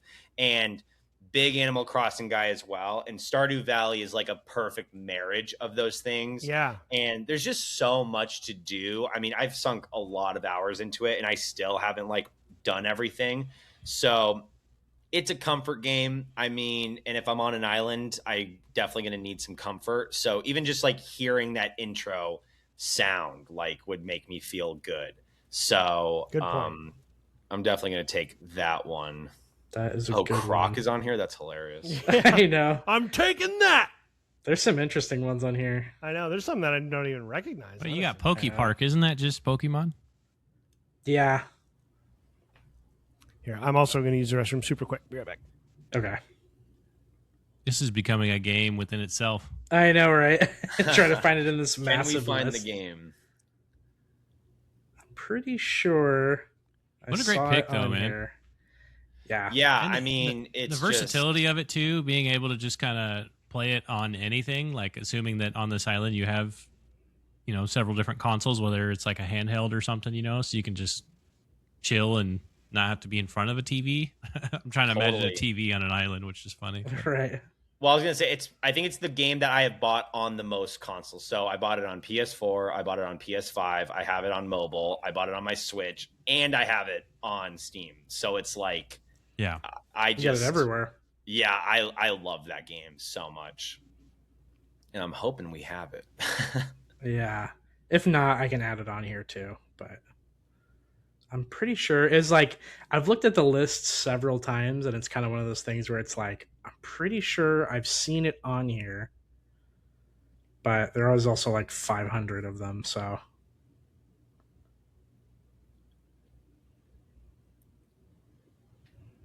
I haven't seen it at all. Yeah, I don't know if I saw yeah, it. maybe not. Okay, let me see. Well, I can pick a different one if it's. He just needs to get a picture. Yeah.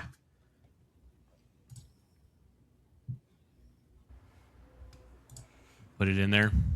Yep. Perfect. Well, you got another pick anyways. Yeah, so I think for my next one, yeah, I'm gonna go. Oh, there it is. We got it. So Ladies and gentlemen, we got him. we got him. I need a sports game in there, so I'm actually gonna take Madden. You goddamn. Dude, I Sorry. was thinking about that one. I'm sorry, but you know what? Like, oh, it's right there, Taylor. If you scroll down a little bit, it's right next to 2K. Up one. Dude, I'm sitting here. Madden NFL. Oh yeah, I it's don't- to the I left didn't of even 2K, hear- right hand side, Down one. down one. Oh, here we go. No, it's not there, dude. Sorry, I don't see it. we can't add the picture for that one. It's like the game that I pretty much play every year. I mean, I just get the itch for a football game, and if I get all of them, that would be really fun because then I could like jump to a year that I like, and it's like, oh, I want to play as Favre in this year, or I want to Get all play of as Yep. yeah, exactly. So And all the ones that will come after. Well, For better or that's- for worse. That's not much of a. That's not much. yeah, Of a choice. true. I probably don't even need the rest of them, but with the rest of my list, which now that I'm looking at it, I feel I'm actually pretty happy with it. It's giving me kind of a good balance, and I got to have a sports game in there. Debating 2K, but honestly, like if I'm real honest, probably Madden is the one that I would like crave the most. So even for the microtransactions and just like how it sucks now. I mean, there's certain years of Madden that I love so much. So For sure. sorry, Kyle, but I'm happy to take that one. Was that going to be your next one? That was exactly my next one. Damn. Oh, damn. I was thinking about League of taking that Legends one for too, me. honestly. Yeah, because it's funny. I don't even play Madden. I'm going to be honest. It's been a anymore. long time. Yeah. But if I'm thinking about content that I would have unlimited access to all the future years, like at some point they might hit again. And then not only that, but like you mentioned, there's some classics back there, like an 05. Yep. 05 Madden was pretty prime. That's at my the number time. one favorite Madden with Ray Lewis on the front. Yeah. That's my number It's a good one. Good point in my life as a kid. Spent many years in franchise mode. And that's kind of what I'm thinking about here. You're stuck on an island, you could just really get lost into a franchise and just go year after year after year. Yeah, just so what sim a it great pick. like endlessly. Well, we've Yeah. got online capability. So Kyle, if one of us takes NBA 2K, we can recreate our magic again Yes. on Yes. our islands. And the what a great soundtrack for those early games, like 2005. Oh, Oh my soundtrack's god, incredible. so good. So I would Yeah. just like leave it on the menu screen, just like mosh alone. Yeah, right. Psycho. Yeah, compared to the soundtracks now, it's very different, Yeah, it's booty. and not This the is one All right, from the Kyle. Patriots. Well, now that Madden's out of the way, I gotta shift gears here. And I don't even know if this Call is an something, audible, if you will. Yeah, well, because now I'm like worried that everything's on the board for everybody. Yeah, it is, man. Yeah. Yeah. So I'm gonna have to go with an old classic of mine, something that I don't really play a lot of anymore. But again, in the spirit of thinking about something that I'm gonna have to put a lot of hours into, because I'm gonna get eventually bored of playing League, Total War, Mass Effect, Fallout. I gotta go with Diablo here. Okay. Ooh, Yeah. That's a great pick for that that. was a one great as well. choice too. Yeah. Not super impressed with 4. 3 initially I wasn't very impressed with, but it kind of grew on me for different reasons. Just the co-op ability of it, and just how accessible it was for a lot of people. I really love that part of Diablo 3 and how it's simplified down, and it's really, really fun on console. So now it's funny how it was such a dominant PC game, but it's definitely more dominant in console now. But yeah, man, I mean, a lot of replayability, a lot of things that you can do online as well. Just so much stuff that you can do, and just really never get bored of just killing, millions and millions of undead and demons and, whatever the case may be. But you guys know, even just two, Yeah. like you're 2. set. Yeah, Did you like 4, Kyle? I forget. not really. No. I thought that the sound design in the game is really, really good. The music was really good. The art was great too, honestly. Art was great. I love 4 personally. Yeah. For me, it's just like the story is really not that impressive. And then I just kind of fell out of what really steers me away from it is just how much content you have to pay for and like how expensive it all is. Just the bombardment, to be bombarded with basically just advertisements for the game that you're playing every time you log Yeah, in right. is so. I want the game to just go away. I don't want this purple bag of super goodies. Open it up and then you can take this and you can go use it to pay for these things. And I'm just like, get the fuck out of here, man. I just want to play the game. The MMO to make up a word for Diablo is probably one of the worst things to happen to it. Yeah. Yeah. Yeah. I love just the game, to its bare roots. But yeah, all that extra stuff and like how expensive it is, that's a lot of what has steered me away from it. They've become a bit too mainstream for me. But again, Diablo 2 is one of my all-time favorite games as a kid. So, yeah, I can't go wrong here. I would probably play Diablo 2 more than the rest of them. It's a good pick. That was definitely going to be one that I was thinking about too. So you were wise to take it. For my next one here, God, it's so hard to think of where to go. I think I know where I'm going with my next one here, but it's like I got to mull over the options. Dead or alive. Right? Yeah. Some of the Oregon Trail. Hey, honestly, kind of a banger. A lot of replayability. Honestly. Yeah. It's true. Oof. You know what? Mama. I'm gonna do it.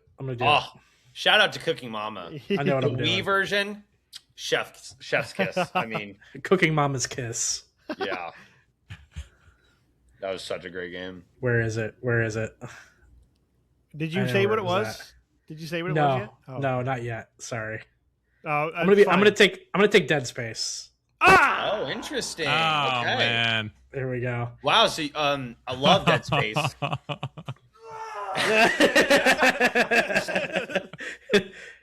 You're like, what's that? The Dude, basketball coach something night where he like threw the chair onto the Dude. court. Let me just say, it feels 10 times worse when it's the pick right before you get to pick, man. I know. Were you Well, gonna take so- that next again? It was not going to be my next pick, but it was going to be within okay. the next. It was going to be probably like second or third. Okay, nice. Yeah. Well, this From now, pick yeah. was born out of desperation since Austin took my baby. Yeah, I was just hoping it would just fly under the radar because it's only 3 games and only two of them are like truly great. And I was like, no, it'll sit a little while. But I knew Taylor was my biggest rival for it. Yeah, I love this game. I mean, Dude. the best horror game of all time. I think even over some of the Resident Evil games. I just think it's so good, and we talked about it ad nauseum before. But like, anytime you mix sci-fi with horror, I just think it makes for an amazing potion of brilliance here. So I couldn't. I needed at least one horror game or one horror franchise, and Dead Space was the one. So I had to pick it. Yeah, I might not have any horror games now. I had to do it to him. Yeah, you did.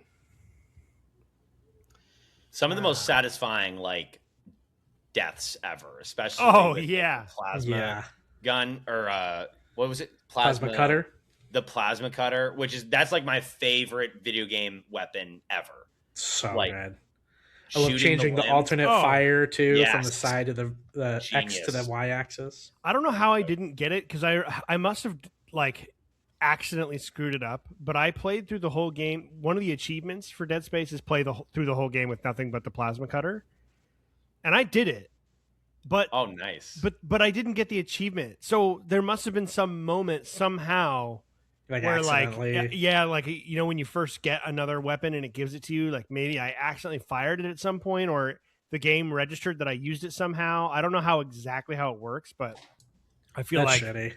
I didn't get the achievement. I remember being so excited, so I must have screwed it up. I'll flex for like 2 seconds. I'm as Taylor knows, I'm like a big like action figure collector. So dude. Probably like two of my favorite is the McFarlane. Yes, I have Dead dude. Space, Isaac So Clarke, cool. and then I have a Dead Space, the Necromorph like slasher. I have that one right there. Yes, that's so cool. sick. Do you? It's Hell still in the case.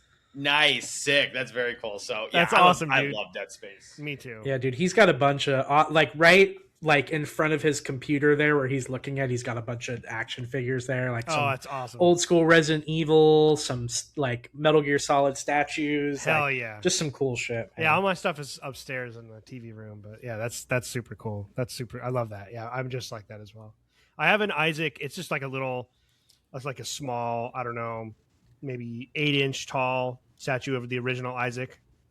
Sick. I took him out of the box though, but my Necromorph is still in the box. Nice. Oh yeah. It's fun. I love that stuff. Yeah, that's super cool. Is it me? Yeah, you're up. All right. I'm getting paranoid now, you guys. Like now with Dead Space off the board, it's like it's getting personal now. I know what's happening now. Yeah, you do. I am not going to go into the eternity without being able to play and see the end of this in the third one whenever it does come. So I got to get Last of Us right now before anyone else. I knew it was coming. With Dead Space coming off, I was going to save it. I was saving it. I'm trying to be economical with my. It's right there on the left. You see what you did, side. Taylor? I know it was under Company of Heroes. You taking Dead Space made me lose Last of Us. You know that? Yeah. That's pretty It's much a domino effect. And you took Mass Effect too, right? Everyone has kind of taken like a personal favorite, despite it not being like endless hours of content. Yeah. So I feel like we're all kind of there now, and I'm there's no way in hell that I'm not ever going to play Last of Us again. Like that's just not happening. So got to see the third one too. So have to take that. Great choice. Now, real quick, are you a 1 or 2 fan? Both. I love them both. But if you had to pick, so I know earlier I said Knights of the Old Republic is my favorite game of all time, and it has been.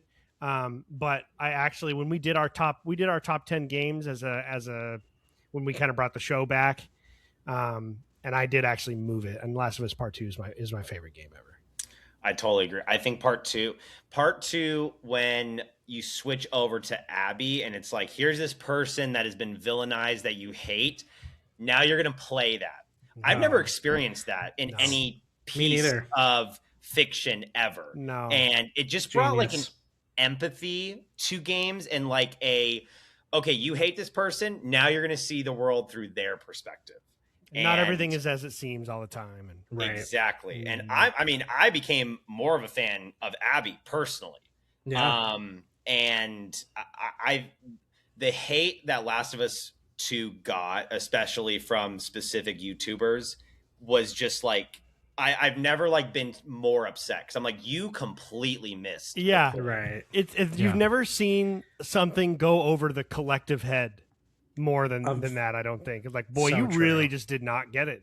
Well, and a lot of them didn't even play it. They were just like, of course. This guy dies, so I'm pissed. It's like, dude, like, sorry that this wasn't catered to your exact wants, but like this is a story. And I was blown away by 2. I think 2 is for sure one of my favorite games, and maybe the best written game I've ever played. I think so. Yeah. I've still never experienced anything like it. Even reviewers, it was so polarizing. There's even YouTube reviewers that I like that hated it, and the complaints that they were listing were just, I couldn't believe it. I felt like I didn't feel any more disconnected. Yeah, I was like, it's one of the only times I love having differing opinions. I like debating, but at the same time, I usually have respect for other people's opinion. Like, even if I completely disagree, it's like, no, I can see that. I can understand that. But even the people that I like that were saying they didn't like it, the things they were saying, it was just like, you just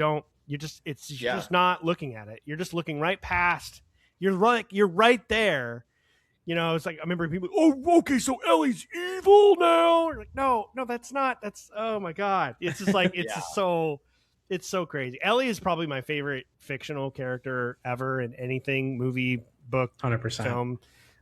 I think it's incredible. I will always have respect for Sony to just understand that Naughty Dog is a team that you just leave them alone, and that they took the risk that they did. And not only are they going to kill one of the main characters, but they're also going to show the other main character in not the greatest of lights at time. And they did it, and it was worth every risk. I think they made the best game ever. Totally agree. And the complaints and the critiques, I just were not understand. It's like, even like my favorite pieces of media, like when it's like, okay, I can understand that critique, but I just have not heard something that I'm like, no, that's not a valid reason to not like it. Yeah, it's so strange. It was definitely a weird moment. I did have it spoiled for me before I played it, which really, really sucked. But then when you did play it, it was like the context was everything. 100%. Most of those, critiques or complaints were really just unfinished thoughts, in my opinion. Absolutely. You didn't take it far enough.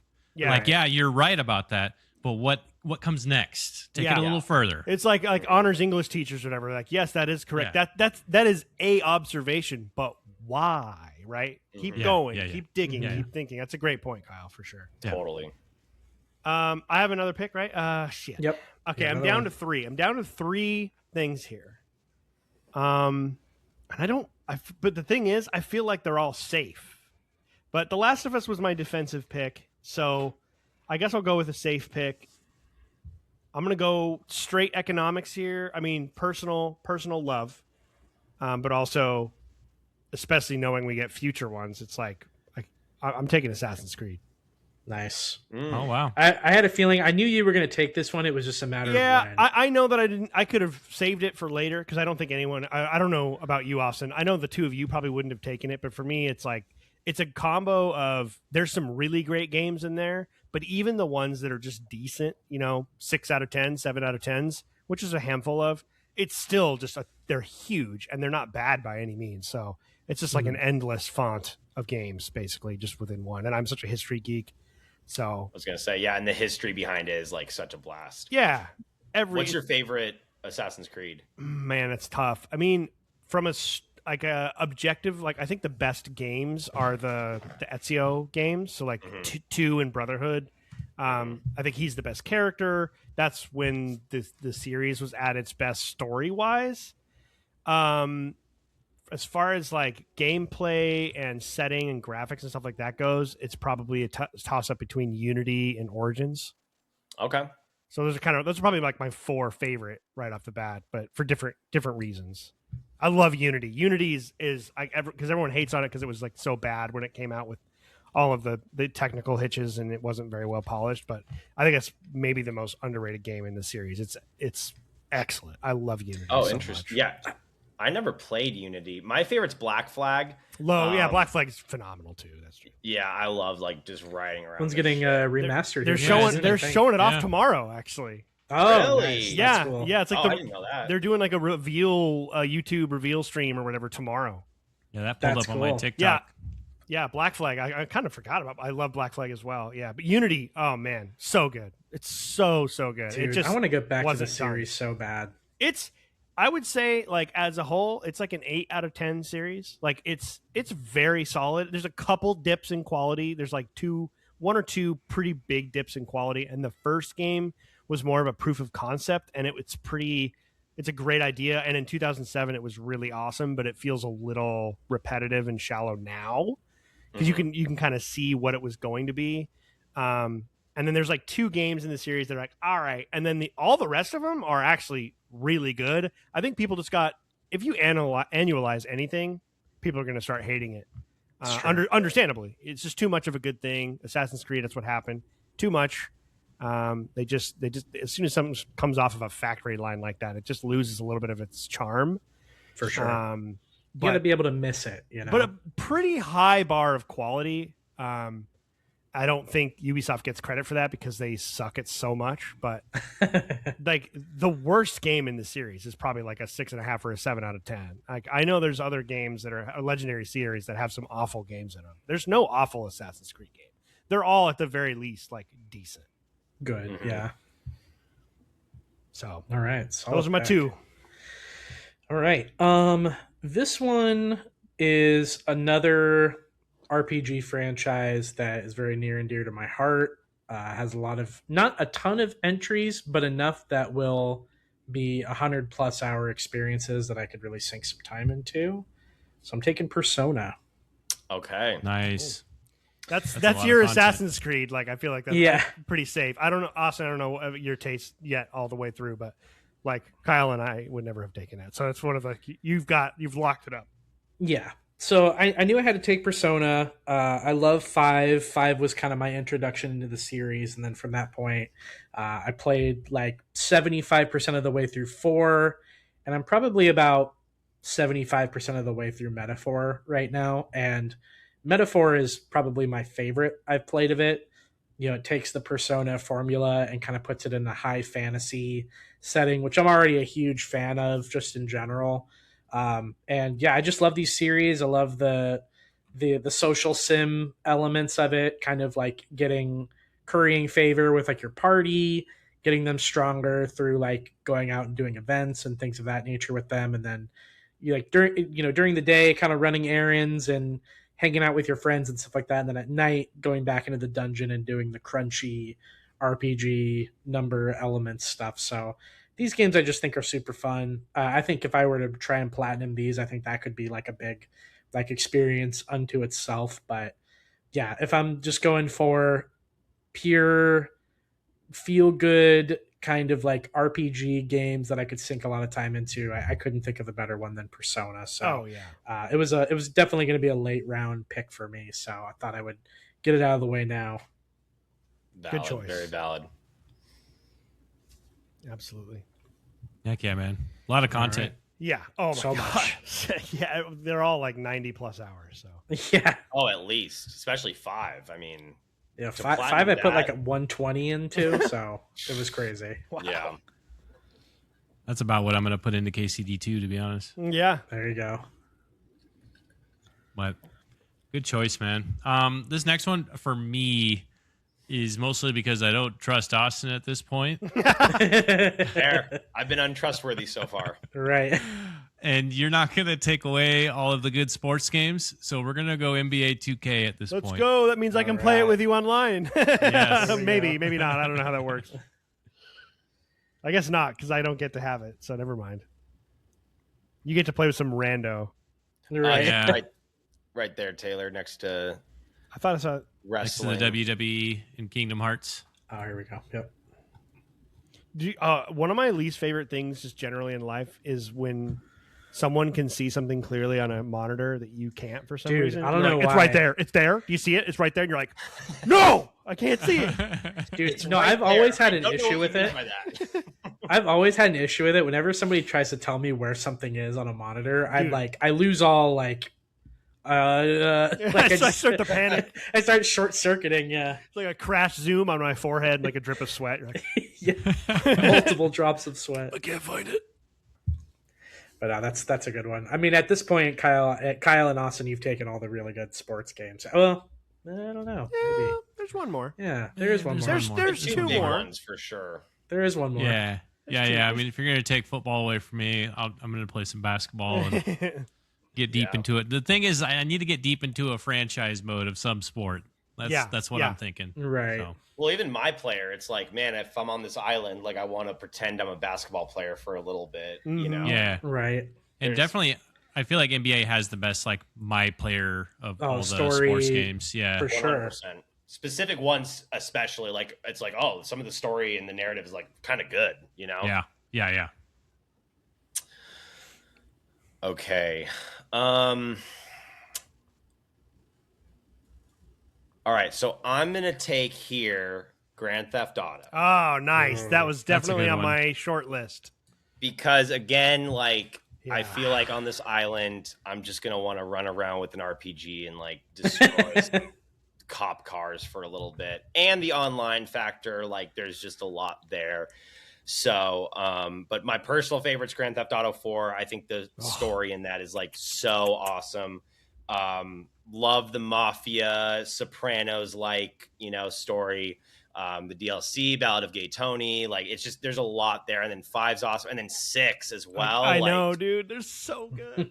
You Yeah. got San Andreas, too, if you want to kick in nostalgia. Totally, yeah. 3, Vice City. I mean, there's just a lot of content there. And I think with my other picks, it'd be kind of a good mesh. That's a great choice. And then from there, I actually have not played 1 and 2, but 3 is my literal favorite game, which is Baldur's Gate. Nice. Baldur's Gate 3 is my number one favorite game ever.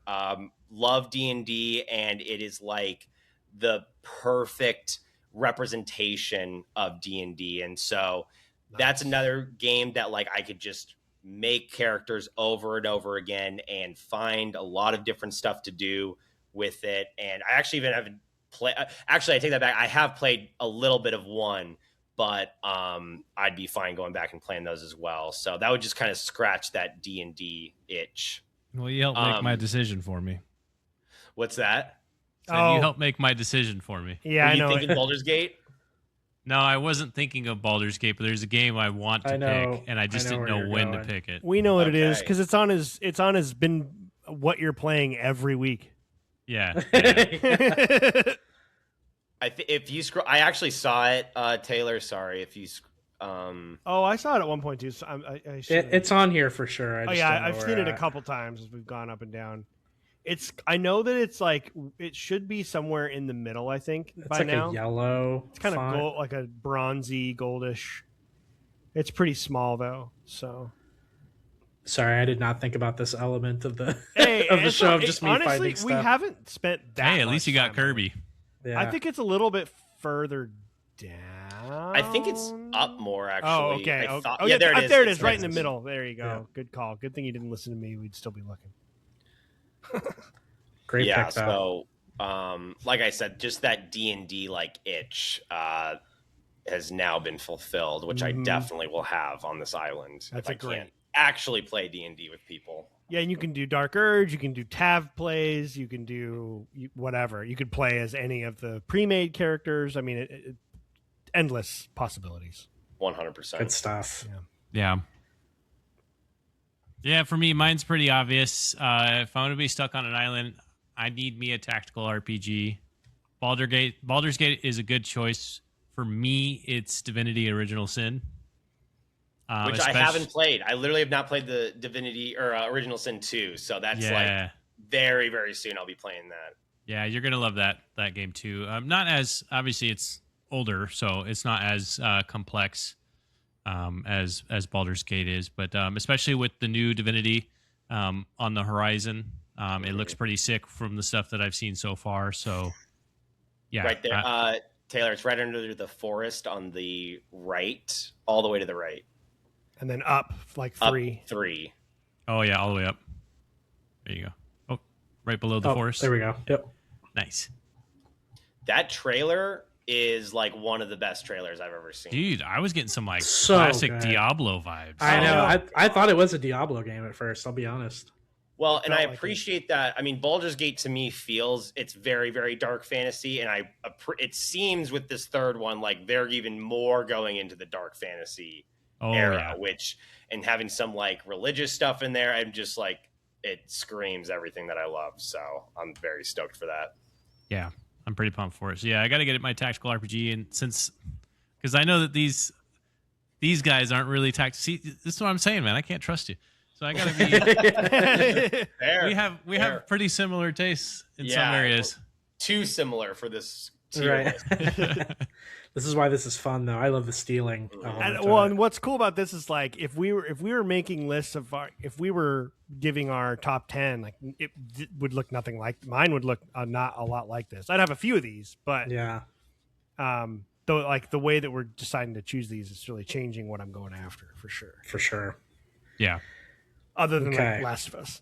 Yeah, I was even thinking GTA, and I don't even play those games, but I'm like, dude, there's a lot of stuff to do there for sure. Yeah, we will be. I know. All right. Well, speaking of GTA, I think for my next pick here, I'm gonna go with the other half of the Rockstar coin here, and I'm gonna take Red Dead. Yeah. GTA is a series I don't have a ton of history with. I'm really excited for the 6th one, but Red Dead is a series that's close to my heart. It's one of the few series that has a game entry that takes place in Arizona, at least somewhat. So I also have to feel like I have to represent the home state here a little bit. Yeah, man. But man, I love these games, dude. I just love like Wild West. I've always been a fan of spaghetti westerns and just westerns in general, and the story of the second one in particular is just so near and dear to my heart. I think we just talked about it the last episode. How much love I have for this game. So we did the tier list of protagonists. Oh yeah. So I mean, Arthur Morgan, like without a doubt, is like one of the best protagonists of all time. And even the first one, I love the first one too. And I'm probably going to replay through it at some point since they just remastered it not too long ago. So I've heard good things about it. Hey, save that for an experience point, man. That'd be really fun to play through. And then Kyle has not played either, so it'd be cool if we started with the first one. That'd be awesome. Oh yeah, for sure.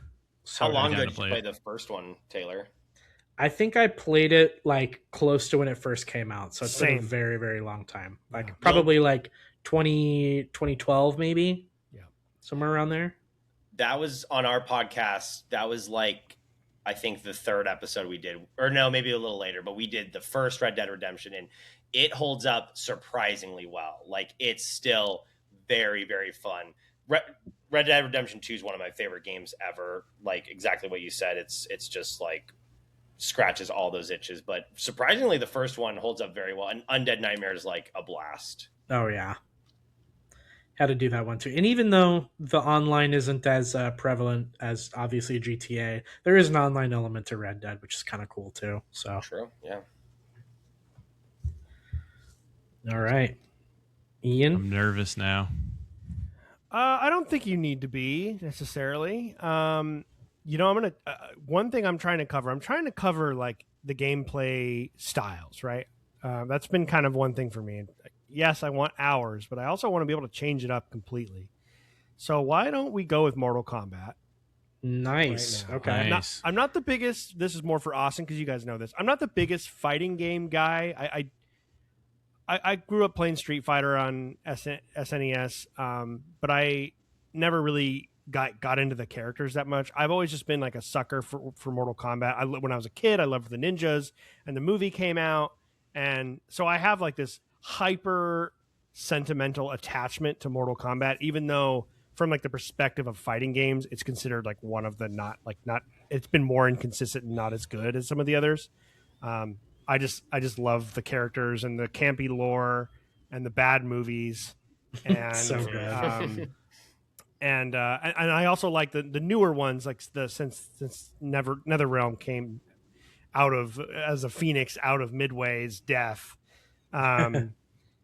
Those games have been good. They also have like single player modes with story, which is awesome. So I feel like I've got a little bit of everything now. I can really run around. I've got open world, I've got narrative, I've got shooters, I've got fighting, RPG, MMO. Like I feel like my bases are pretty covered. Yeah, you've covered the bases very, very well there. I just don't have any sports, but I'm going to hold off on that. We'll see if anyone else takes any more sports things going forward. For my second pick, son of a bitch. No, I know one of you guys is grabbing PGA Tour. I just know it. Oh yeah, those games actually can be fun. I have played them with like other friends. Yeah, and stuff, they're I'm not quality. just not into golf really. Can we scroll down a little bit? I might need to do a little Yeah. looking for my second pick here because Yeah. I do have one that I think would really surprise you guys that I've been thinking about. You said you were getting worried, huh? What Now are you he's getting looking for worried steals. about? No, well, I just don't know. That's enough now. I think we've scrolled far enough. Okay, that's fine. That's fine. I'm trying to think of. I'm trying to I'm cover just more messing around. cover more bases here. I think I'm. There's only two of those though. I think I'm going to take. If you go up a little bit, just so you don't have to look, because we just scrolled past it, I think. All right, so okay, I'm gonna go. This is I'm surprising myself here, but I love stealth games, and I've barely touched this franchise. I'm gonna take Splinter Cell. Good Wow. choice. I want a stealth game. Solid. I don't have any stealth games right now, and I barely touched this franchise other than like I played the first game many years ago, and so I've got a lot of options, a lot of playtime, and I'm just expanding my genres Your here. repertoire. Yeah, you want a variety. I like that. Mhm.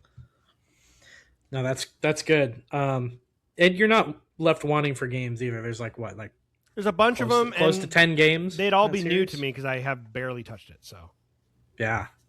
but I know Good I'll like choice. it because I love. I was gonna go with Dishonored because I love Dishonored, hmm but then you're looking at two games, and Arcane is half of Arcane is dead, so I don't even know if we're ever gonna get another one. So that I wasn't willing to go there, so I was trying to go for stealth and numbers. Mm. Really fun Good game to choice. play, even if the stories are not always great. Just really fun to play Splinter Cell, so that's a good pick. I'm dying to play I want to play through the whole series at some point in time, but the 360 ones in particular, I'm like Yes. really wanting to play. I've heard so many good things about them. Like Yeah, like Double Agent. Blacklist. Yeah. I feel Double like that was Agent's the my peak favorite. of the 360 for sure. Yeah. Well, 360 was just lit, man. That was all the best games. Mm-hmm. I So agree. true. All right. Solid pick, Ian. I think I'm going to start covering my bases a little bit more here too. Do I do it? I think I do. I think I No. do just because I don't think it's making it back around. So, where is it at? Yep. I'm taking the show. Yeah, Oh. I was thinking about it too. I would because I would have to teach myself how to play. Yeah. Well, it's like if I can't have football or basketball, I'll take baseball. Yeah. So I'm a pretty recent MLB fan, so I would have a lot to learn too, which is kind of cool. But also, I think that I think the show might be the most quality sports game. I think there's an argument to be made there. I think a lot of people share that opinion actually. Like Yeah. consistently good quality games.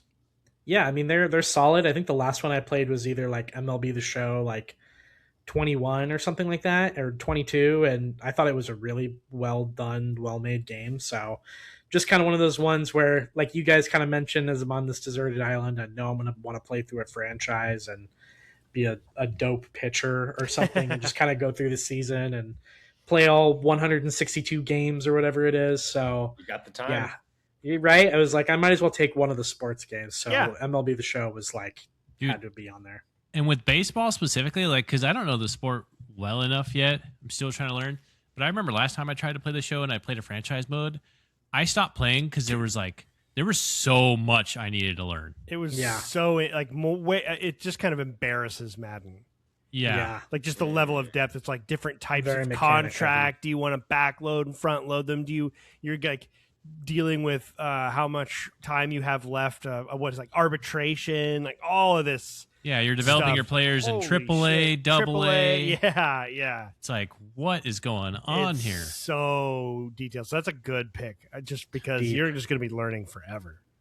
Well, and on a deserted island, like with Madden, I can't really do this, but with the MLB, you could literally just play the full season, every day play a Yeah, dude. game and then move on to a different game. It's just every day, okay, I'm playing through the summer a season. That would be a great idea.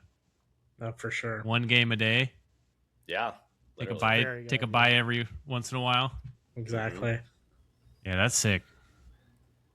All right. Well, All right, Kyle. I mean, in the spirit of trying to diversify, I'm sitting here thinking, what is the one thing that I don't have that I'm gonna want to have? And it's definitely a really solid shooter.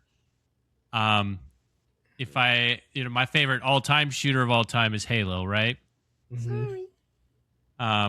Outside of that, I don't really mess with COD. I don't really like all of the twitchy shooters that have come out. I definitely don't like battle royales. But there's a game we've been playing that I think we've Ooh. all really fallen in love with, and I have a feeling it's something that I'm going to love for a long time. Son So of a I have bitch. to snag Marathon here. God damn it! Mm. That was Good totally choice. my next pick.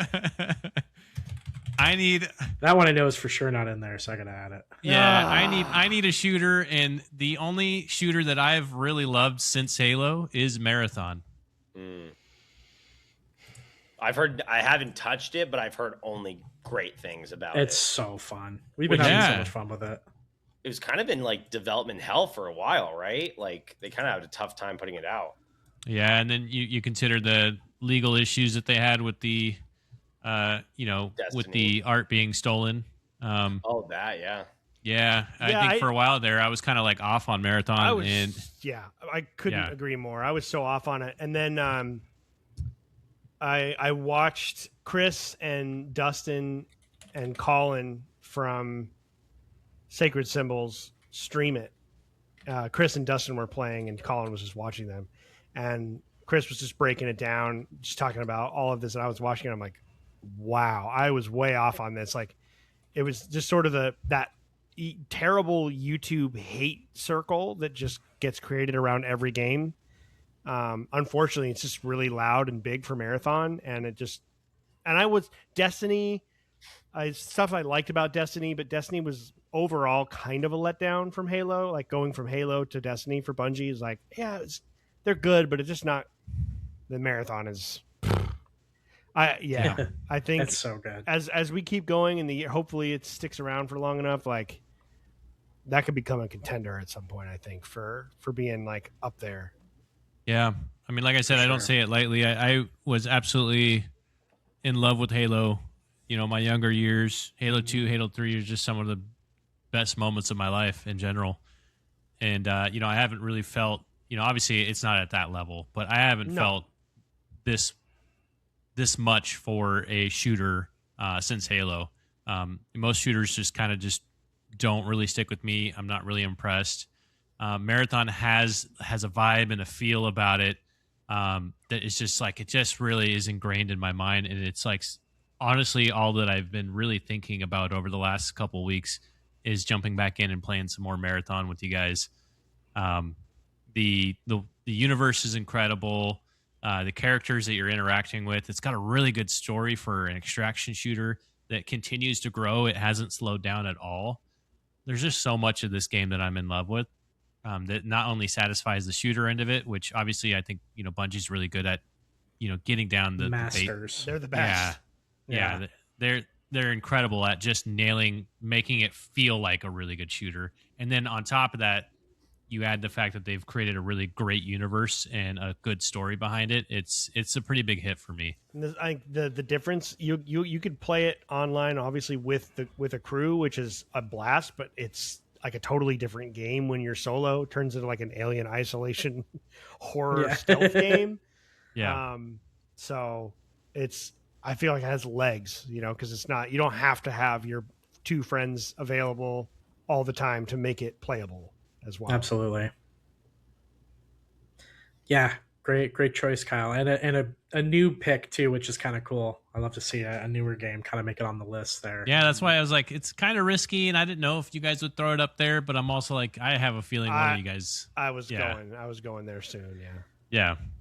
All right. Well, in the spirit of talking about shooters, Kyle, I have to choose probably one of my favorite shooter franchises. Halo's off the board. Probably would have been one I would have taken at one point in time, but Is it? I think it's back to me, right? because we were going up. Oh yeah, we're going up. Oh, is it? Oh, that's right. Okay. Oh, Sorry. I don't want my you bad. to spoil it, and I'll be like, No, you're good. I'm gonna take, and then Austin takes it.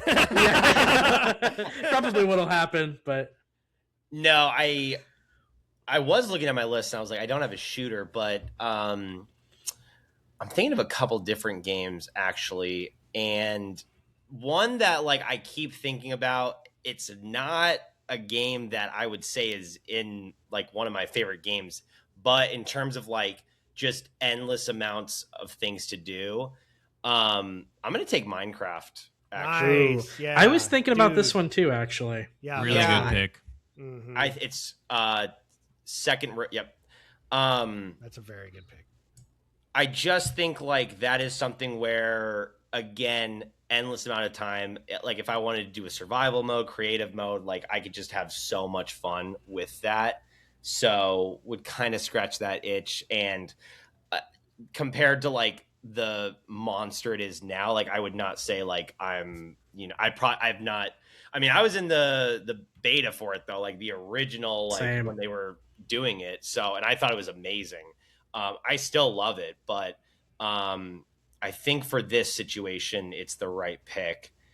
And then, Yeah, you've kind of cornered the market too on these like therapeutic little like like cozy games too. Yeah. Stardew Valley, Yeah, I think Minecraft is definitely one of those ones for me where I could just chill out. I think there's no doubt, like of all four lists, that you're definitely going to be the one that's going to be in the best mood. I feel Yeah, like I hope out for of all sure. of us. I hope you have some weed, man, because I feel Yeah. I like was gonna Oh. say, dude, you're just I gonna will definitely figure out relax. to grow it. For sure. Minecraft under some substances is a good Oh time. yeah. Yeah, Minecraft, Stardew Valley, like it's just relaxing experiences. Yeah. It's good. Nobody's going to be chiller than Austin on his island. Or I'll be super stressed out from like Dark Souls and Resident Evil. And Yeah. then Yeah, I'll go right. into Minecraft.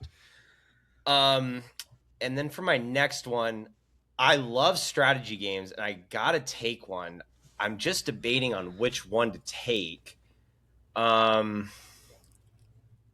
mean, you're a Warhammer guy. I am. Wait, but somebody. Nobody's taking Total War? No, he's I thought taking. somebody- Yeah, No. Kyle took Total Kyle War took first, Total but War. there's. I Mhm. mean, I don't know if you're a Dawn of War RTS fan. I have not played those actually. There's two that I'm thinking of, and I have to pick. Ugh. Okay, Trying to think of what they could be. I'm gonna go StarCraft. Ooh, StarCraft. Okay. Nice. Okay. Nice. Yeah, there's another one I was thinking of, but I think StarCraft 2 is like my favorite. It's I think you just passed it, Taylor. Sorry. There you go. But it's my favorite strategy game that's that type. And compared to this other franchise that I was thinking of getting, well, I guess I'll just say it because I'm not going to take it now. But I was thinking Age of Empires because there's just so okay, many. yeah. But StarCraft does have my heart, especially You with just went like, past it, Taylor. it's right under Spyro. Very bottom. Oh, I got Sorry to cut you off, Austin. I just saw him go. Oh no, past you're it. fine. You're fine. But it's also like at the time Blizzard's like peak when they were just like making the best games ever, and I love. It's one of those games where like I could just simulate, different terrain and difficulties, and just have like a really good time playing the different factions. So that kind of scratches the RTS game that I'm needing. So I'll Yeah. take that. Good choice. Very good choice. Another top Blizzard franchise off the Mhm. board. Yeah, that's a good one. I have really fond memories of StarCraft 1 and playing online with all the different like types of games that they created online that you could join. Like turret defense and Evolve was such a fun game mode to play. I have really fond memories of that, of like just how creative some people were with like, kind of modding out StarCraft and creating really, really popular game modes that were only available online. Have you guys seen that photo of the Spurs like after they win the finals and they're on a plane and they're all playing StarCraft. Yeah, like Tim Duncan and stuff. Yeah, Tim That's so Duncan's funny. there, David Robinson, and they're just like all like, I'm like, what I would pay to just play StarCraft with those guys. Right. Yeah, what a strange moment in time. Tony Parker, Totally. To think Manny of Ginobili. yeah, Yes. to think of StarCraft being like that culturally relevant and popular at the for those guys to all be playing it, because now it would be like COD or something. But Right. Totally. So cool. So, for me, at risk of giving up a series that I think I might lose here on this round, I want to grab something that I'm trying to diversify a little bit. I love the idea of Minecraft. That was something I was thinking about. It was either Minecraft or this game that I'm about to pick now. I do every once in a while get the urge to like play like a survival, like base building type of game. I really enjoy Ark myself. Ark. Okay. So nice. I'm gonna go with Ark. Easy a lot way of to hours spend in that too. Yeah. that's Ark, like the survival game. Yeah, Yeah. the survival game, yeah. Because nowadays it's that or Ark Raiders. So I was like, just making right. sure. Ark with a K. Gotcha. I'd say. Yeah, I know it's on here too. One somewhere. extraction shooter's enough. Yeah. Now, Ark, Yeah, no, that's I like mean, the dinosaurs, right? Yeah. exactly. Yeah. Yeah, my old roommate Sean showed me that, and he has a good group of friends who they've put so many hours into the game, and so Sean had been bothering me for a while to play the game, and it was a really, really fun experience, especially when you already have that community ready to go to like kind of teach you how to play the game, and they've already got a lot of things built up.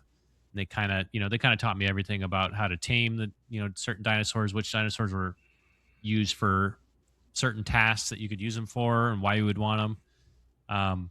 Once I kind of got that all down, it's a really fun game, and yeah, I definitely every once in a while just really enjoyed just being out on an island, building a base and gathering resources, simple stuff like that, mind-numbing stuff. Yeah, And the that makes online sense. factor, I mean, would just like add so many hours too. Oh yeah, you can definitely get a community going. Have you seen it in here already, Taylor? I Before? think I I don't think I I have. did see it in here. Okay. I had At not, some but point. that doesn't mean it's not there. I'll go up one more through it, and then if I don't see it, I will add it here. They don't have Ark, but they have Men of War. Shenmue Bloons Tower Defense. That puts us at 9, so this last We're getting one's close. actually gonna be Yeah. kind of Close, tough yeah. for me. Yeah, it's going to be tough for me too. I think I know what I'm going to take, but that's going to be tough. Okay, I'll have to add it in here. Sorry guys, I went a little niche there. No, you're No, good. that's a good pick. Very good pick. I think Kyle's the only one who. Wait, maybe I'm wrong. I'm pretty sure Kyle's the only one who's had to take one. We've had to add pictures. Or was there one more? Was there? Did anyone else need one added? So there was no. Austin needed Stardew Valley. Oh, Stardew Yep, Valley. that's right. Okay. Right, that's right. That's surprising that wasn't on there. They have Toe Jam and Earl, but they didn't have Stardew Valley. That's There probably looks it like is. shit. but And they have that's all Croc, but not. Yeah, like right. Yeah. What is wrong with these guys? Perfect. All right, good stuff. All right, so in the preamble here, when I was about to screw up the order, I already kind of gave away what my next one would be. But I don't have a shooter. I need a good first-person shooter. I'm also taking this one for brownie points for Cream Lord Yep. when he votes on when our lists come out. So I'm taking Doom. Oh, there you go. That's a great choice, man. Yeah. A Doom lot of games, a Eternal. lot of great games in that series. Oh, so good. Doom Eternal, Doom 2016, and even Doom 2.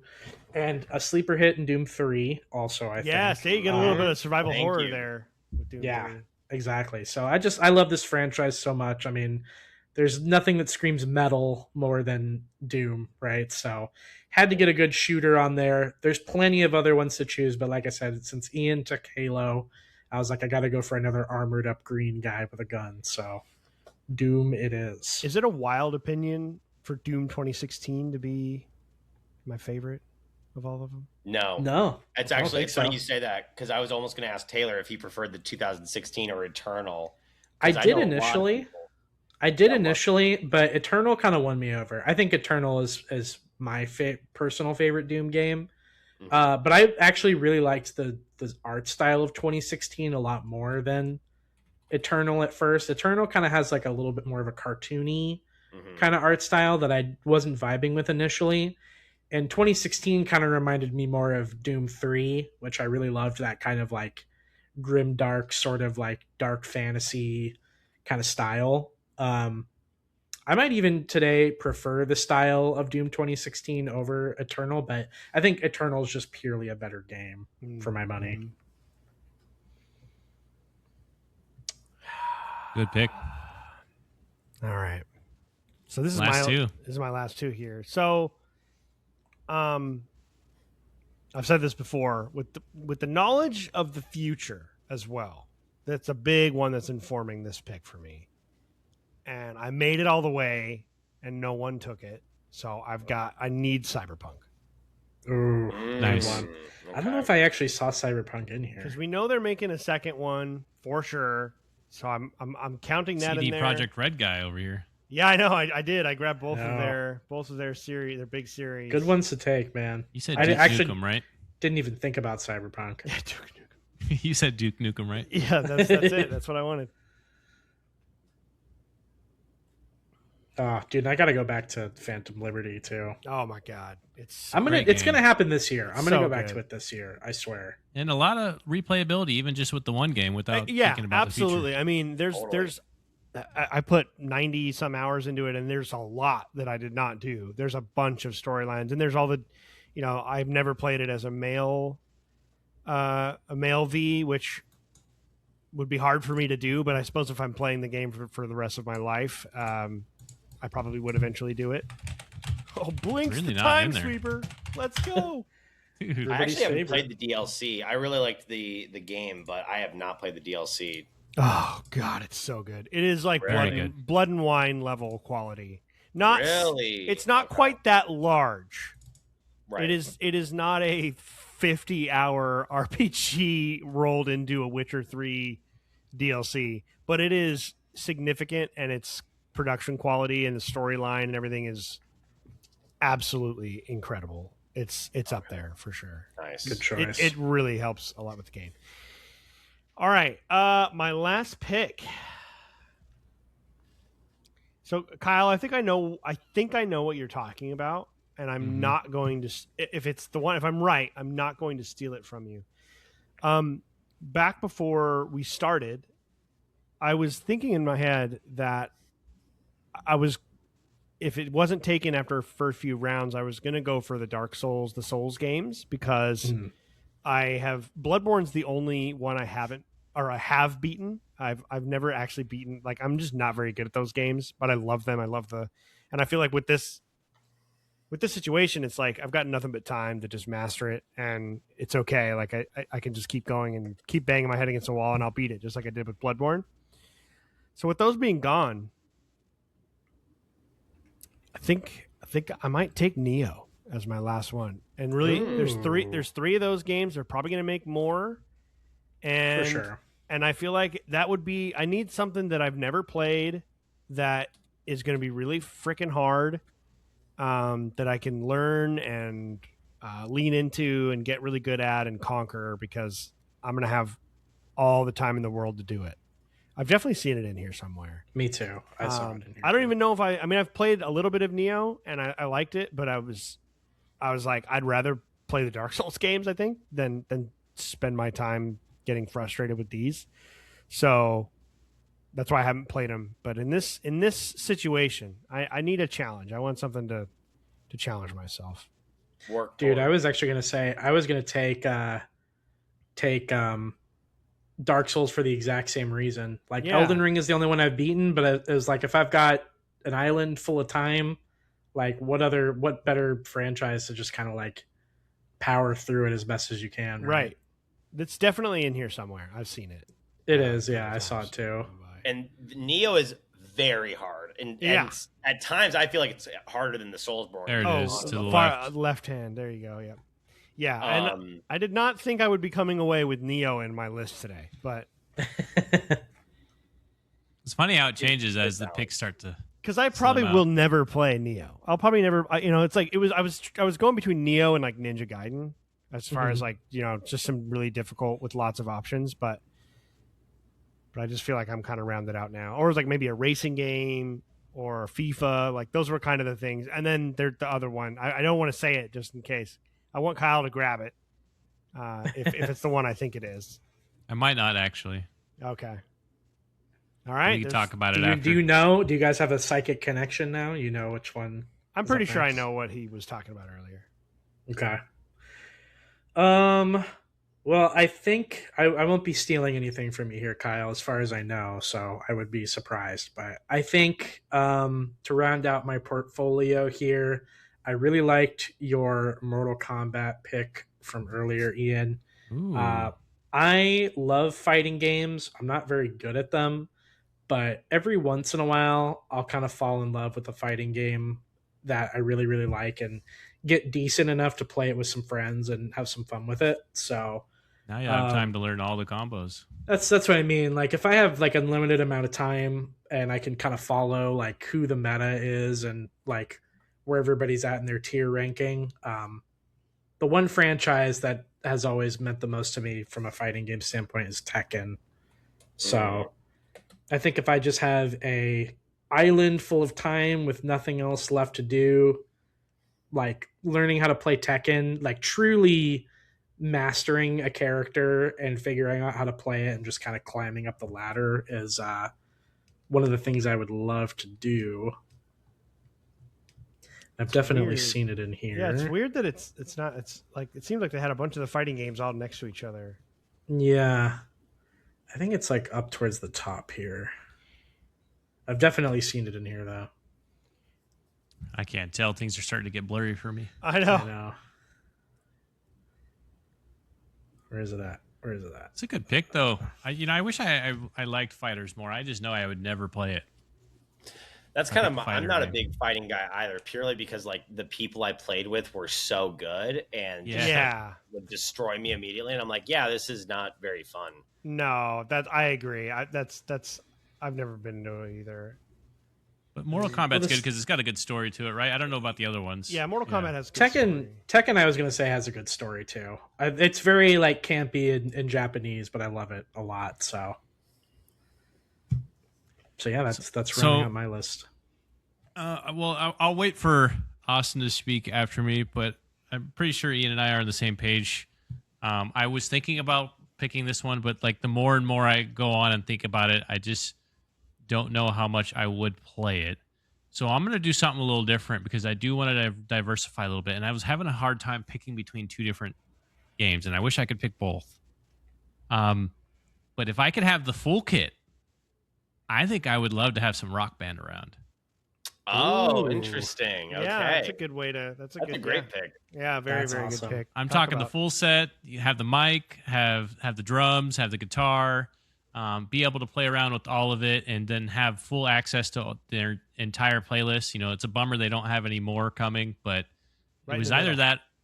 I really love Guitar Hero, but you're kind of limited to the guitar, although it has a good story mode that I really enjoyed.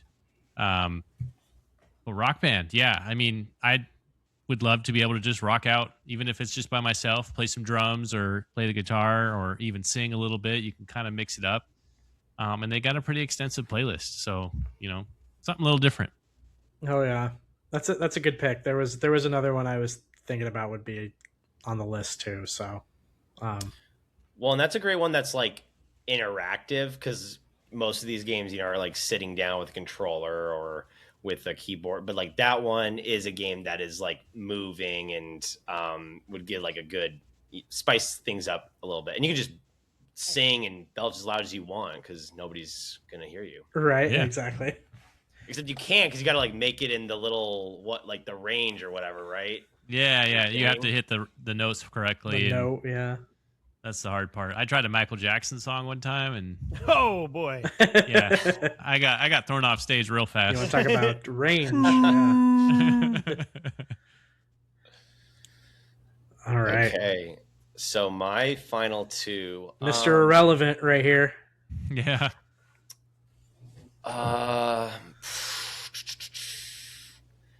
I have a few that I'm thinking.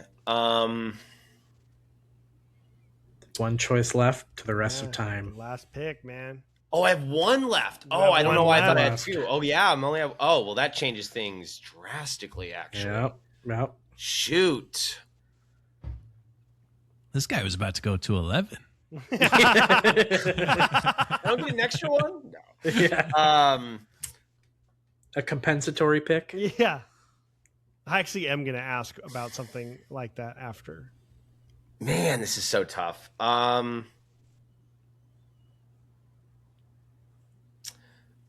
Okay, I'm gonna take.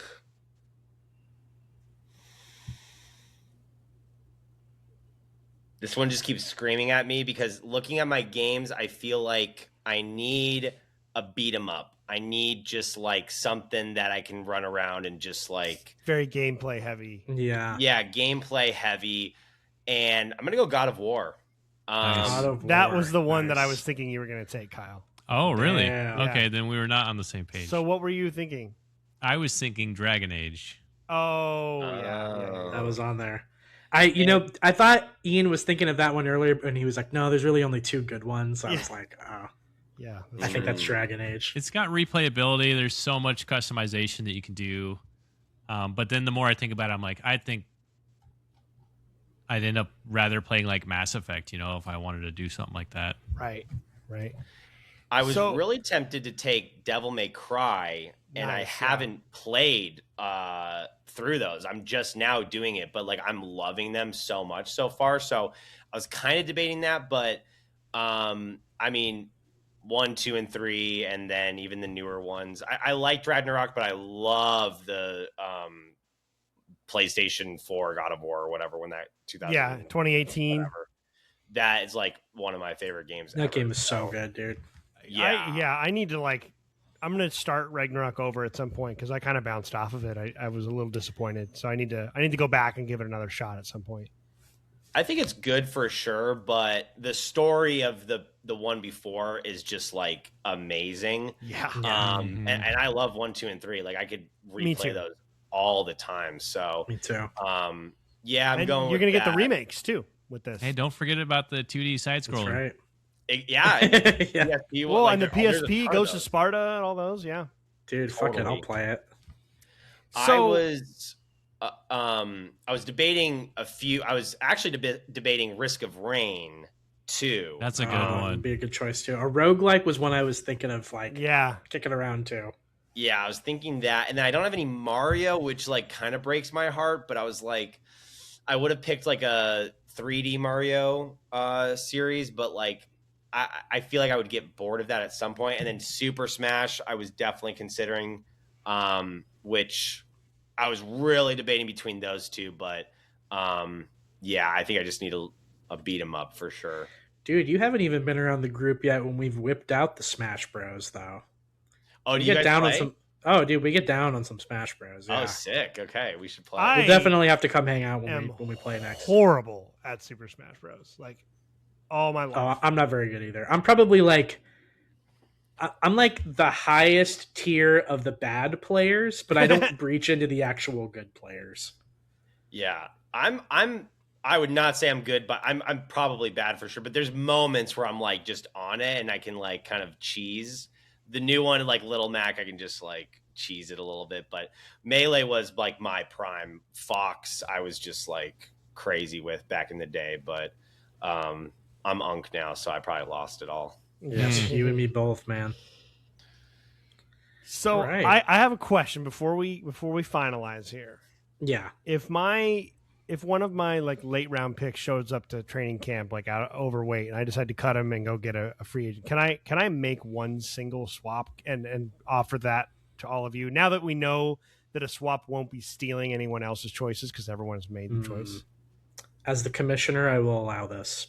Okay. I was just thinking, I was so obsessed with covering my bases, but Austin has these like chill ass games in there, and then Kyle grabbed Rock Band, and you have Pokemon and the show, and I'm just like edgelord over here. Yeah, Jesus. Yeah, you don't have a lot I of kind of love games. your list, though. I I wanna- kind of like your list. I want to swap out Neo actually, because that was my last Okay. pick, and I was kind of like, I had all these things. It was my least definitive choice. Can I swap out Neo? It's right there at the top. Give me Forza Horizon. Okay. Oh, okay. Because Nice. I'm not like a huge Forza fan or anything, but I feel like it would be nice to just have Dude, I'm going a to play the shit game out of the that next you one. could just jump Can't into and drive around, and it's pretty and it's got good music, and I just kind of I don't have like a vibe chill game, and so Mhm. that was the only change I wanted to make. Everything else I'm totally good with. Good stuff. Yeah, I'm so excited for Forza Horizon 6 too. It looks so good. Can't wait. It does. It looks incredible, and I don't even really. Need for Speed Underground 2 is like, and the original Burnout were the only kind of. I liked racing games for the original Xbox. A lot of great racing games for that era, but I've not really. I don't really play racing games often, but I do like Forza Horizon every now and then. It's like a Game Pass. It's like a great Game Pass game. It's like I don't really want to For spend sure. $70, but I'll pop onto it for Game Pass for a monthly sub. I'll definitely download it and play it for a while. Yeah, 5 was kind of the game that also like kind of informed me that like, oh, I might actually be like a racing game guy too. So it was like I kind of credit it with having like a mini renaissance for my love of racing, because I've always been like a kart racer guy. Yeah. Kart racers have always been my thing, but never like actual cars. So Mhm. I think it's just one of the things that Surprised. happens as you get older. You start liking cars more and more. Speaking of being unk, Yeah. Surprised that's we didn't sneak in a FIFA somewhere. I thought about it. That was right there. It was right there for me, but I'm just like, I don't know. Forza kind of does it, anyways. Yeah, I needed some kind of sport kind of thing. There's just like less rules, like dealing with all the contracts and all that stuff. Like I love that stuff with Madden and NBA, but I just needed something easy. I needed a little bit of easy living. I was just like, you're I was right. real stressed out from beginning to end here. That's You need some It's a good comfort call. on a desert. I need island, for sure. one game in which I don't kill someone. Right. It's a good way to look at it. Very good rule. I was murdering motherfuckers throughout all of my games, so it's like let's switch that out. Right. All right. Well, that's our list, guys. I think these are all solid. Yeah. But yeah, I guess we'll start off. Austin, what do you think of your list, man? How do you like your team here? I actually like it when I'm looking at it. Super Smash just keeps like gnawing in the back of my head, but I feel like honestly, like if I can't play with anybody else, like the level 9 computers, like I would just like I'd get bored of that probably. So yeah, I feel pretty confident with it. I think I'm covering my bases in a way that I feel like I could live a pretty decent life on an island. For sure. Yeah, no, I think it's solid. How about you, Kyle? What do you think about yours when all is said and done here? Yeah, like I said, I got my trifecta that I know I need. Total War, League of Legends, Mass Effect. Those are the 3 games that always make me come back, even if I'm not stranded on an island. And then I'm very happy that I was able. I thought for sure I was not going to be able to sneak in Marathon with you guys here. Dude, it was going to be my next pick. I knew I had to wait because otherwise I would lose some other bangers. The only thing is, I wish I could have Madden here, but it is Well, I what wish it we is. could have League of Legends. So if you want to trade, Yeah, there you go. No, we're good. We're good. yeah, I was gonna say. Your second overall pick. Right. All right, Ian, what about you, man?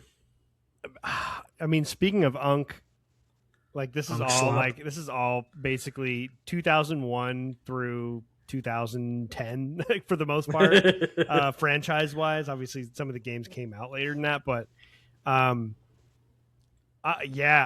pretty happy to the point where it's like I think I might be okay with this without the island.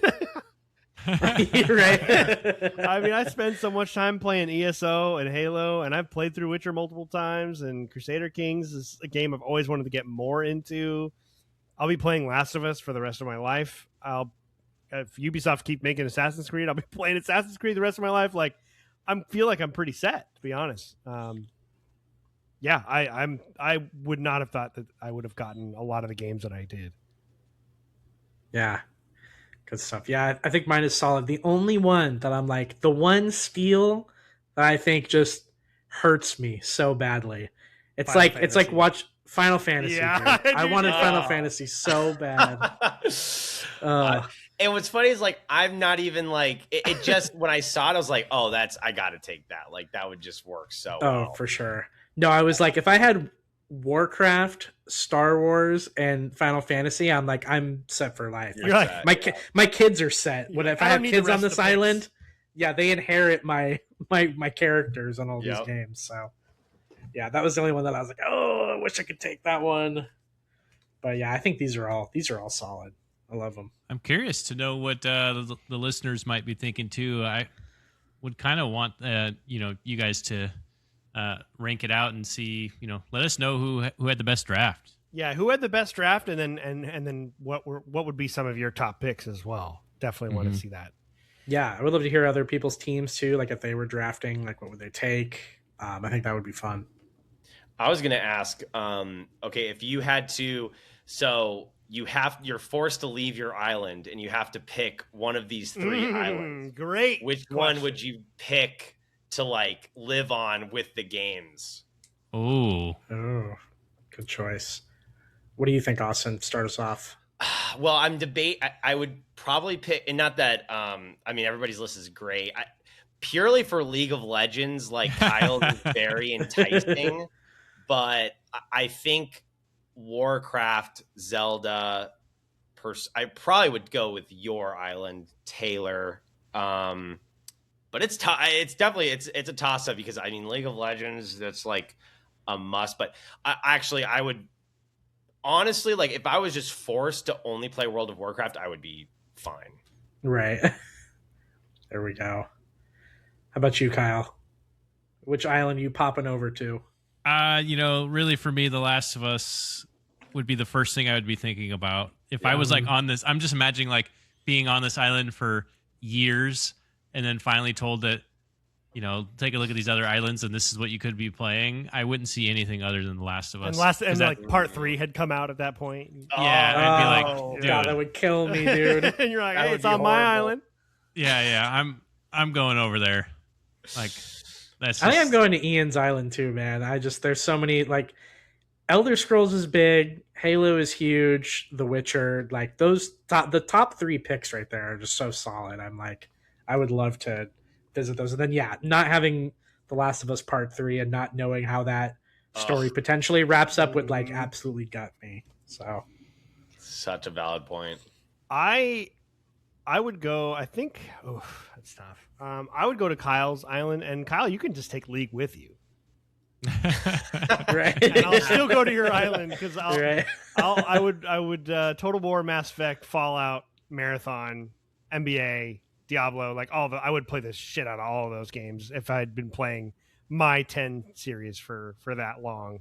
Those are all and right up there for me. So probably go to Kyle's. But it's a tough one for sure. Dude, this was so fun. Yeah, this was awesome. This. Yeah, thank you guys so much for having me on. I was really just about to thank you appreciate for it. being here, man. Yeah. We'll have you on ours at some point. Ian and Kyle, you guys don't live in Arizona? No, we are back. I did live in Arizona for 10 years. That's where I met Taylor, but I moved back home to Washington State. Okay. But I'm always open for. I love traveling a lot. Dude. I'm actually going to the Philippines here soon, so. Oh, very cool. I like popping around a lot. I was in Utah not too long ago, so I mean, I'm always looking for a reason to go somewhere. So I'd be down to come down to Arizona, hang out. I have a buddy who he's actually an audio engineer, dude. So we have like this little studio that he has. So we do it in person. So if you guys are ever in Arizona, got to pop in and we'll schedule a pod for sure. Yeah, it looks Yeah, that'd be incredible. fun. Like the lighting and the camera uses great, and this whole setup. It looks top notch, man. It's a really nice production. Oh, thank you. Yeah, he does a great job, and we got lucky because he's a buddy and helps us out. So it's fun. It's a good time. Is that the gentleman that was getting annoyed with the 3DS argument during the tier? He's kind of like off to the side, like sitting at a table, And he was like, That's the yeah. producer 3DS guy. really that great? Yeah. That's And he okay. like doesn't play a lot of video games, which is funny, but like he will like come in and have like a really strong opinion, and we're like, okay, you don't know what you're talking Like, about. you didn't even play that shit. That's awesome. Yeah. If we want That's opinions about weed or beer, we will ask you. Right. Stay in your own lane. But no, he's a good dude. So yeah, it's a fun time. It's like a it's a cool studio. So yeah, it's fun. Yeah, I'm excited to catch up on the rest of your show. I only managed to get to watch the one, but I'm looking forward to The console checking out some ranking more, is for one of sure. my favorites. Yeah, So that's good. the one. I felt like that was like the perfect intro to kind of get to know everyone's tastes a little bit and get to know your taste Yeah. before you came on to our show. So I was like, this is a good starter. I'll start here. Sick. Yeah, it was fun. Don't worry, no one expects you to listen to 91 episodes. Yeah. No, I Actually, we I have- listened to It's a lot. there was one of that I listened to you guys, and it was I think it was when you guys were like catching up on games you had played. And it was great. So I'm very thankful that you guys had me on. So I appreciate We it. would love to have you back on, man. Anytime. Yeah, Anytime you absolutely. want to come on. We also do we have a couple different formats. I mean, kind of the primary show just sort of switches around to different things. Sometimes they're like evergreen topics, other times they're gaming news or whatever, stuff like that. But then we also do what we call the experience point, which is basically like a book club, but for a specific game or series of games. So Oh, sick. we'll all go play that game, and then when we finish, we'll get back on and basically just break it down and talk about it. So if there's ever a game that you're interested in doing, or you hear we're doing a game that you want to talk about, like if you want to play it along with us, just let us know, and you can definitely be on. It'll be awesome. Hell yeah. Yeah. I mean, if you invite me, I'll be here. So All right, heck yeah, 100%. awesome. Any final thoughts at all on anything or what we got going on? When's Austin? Do you know when your next episode is going to be out? actually, yes, we'll have a new episode. When do you guys release this? Is it Every Friday. Friday. Friday? morning. Okay, so when this releases, we'll have our newest episode. And Oh, perfect. Oh yeah. yeah, we before like AI got like super weird, we had like AI do like what's the top 100 games ever, and then do a bracket. And so like we've been like working through that. So it's like our next. And we just it's like 2 random games. So like one of them is like Resident Evil 4 or League of Legends, and we have to pick one to make it through the bracket. Whoa, shit. And it's like Whoa. not What an interesting comparable at all, lineup. but we No. try to. So yeah, that'll be coming out probably when this one comes out, to be honest. I'm going to watch that because I need to Me see too. what arguments could be made for either and comparative like that. Yeah, comparative. it's there's a lot of tough choices, and it's taken a lot longer than we expected. So there's like several episodes of us doing this. Okay. I hate to bring but it to you, but that one would not be a tough choice for me. fair, yeah. Well, Me I won't neither. spoil it, but Yeah, same. that's one of them. That's like a discussion. But that we didn't finish it, so the next one will actually we have like 14 left, and we'll pick like the number one best game ever in our Wow. opinion. So, Okay. but we're trying to keep it from like all different aspects, not just like our favorites, but like okay, like culturally, it plays Yeah. some importance. But like one of them, for example, is Final Fantasy VII versus Fortnite, and I was like, I'm not letting Fortnite win. I don't give a fuck. Like, Right. Yeah. not Yeah. Yeah. happening. So for sure. Yeah, fuck that. yeah, exactly. So On behalf yeah, that'll of be out Final Friday. Fantasy fans everywhere, thank you. That's the Yes. That's the Applebee's sampler plate of video games. Like just No because kidding, everyone dude. orders it doesn't mean it's good. Yeah, even if I didn't know anything about Final Fantasy, just my pure disdain for that game would be like, yeah, I'm gonna go with the other one. You mean I was talking about Fortnite. Yeah, I'm Yeah. talking about Oh, my okay. disdain Oh. for Fortnite. Oh, Yeah. gotcha. Oh, sorry, I Yeah, misunderstood. Yeah, I'm good. I wish one of them earlier. It was Persona 5 versus Destiny 2, and Ooh. Destiny 2 won. But I was like the only one in the room fighting for Persona 5, which I haven't beaten. You know what? I'm not mad about that, but you okay, know, good. I could see at least that somebody defended Persona 5. That's all I care about. That's I a great tried. game. Yeah, it I wasn't like tried a to get clean it to sweep. win, and it didn't. Good. Well, that sounds awesome, and I'm definitely gonna go back and check those out because that sounds great. And for everyone listening, go check out Would You Kindly podcast. I found it immediately just typing that Would You Kindly podcast right into YouTube. It's like the first thing to pop up. So easy to find Austin and Quentin and everybody over there. They do a great job, and keep checking back here. And I think probably see him again. And of course, you'll see all of us again next week. Kyle, Taylor, any final thoughts as well before we roll on out of here?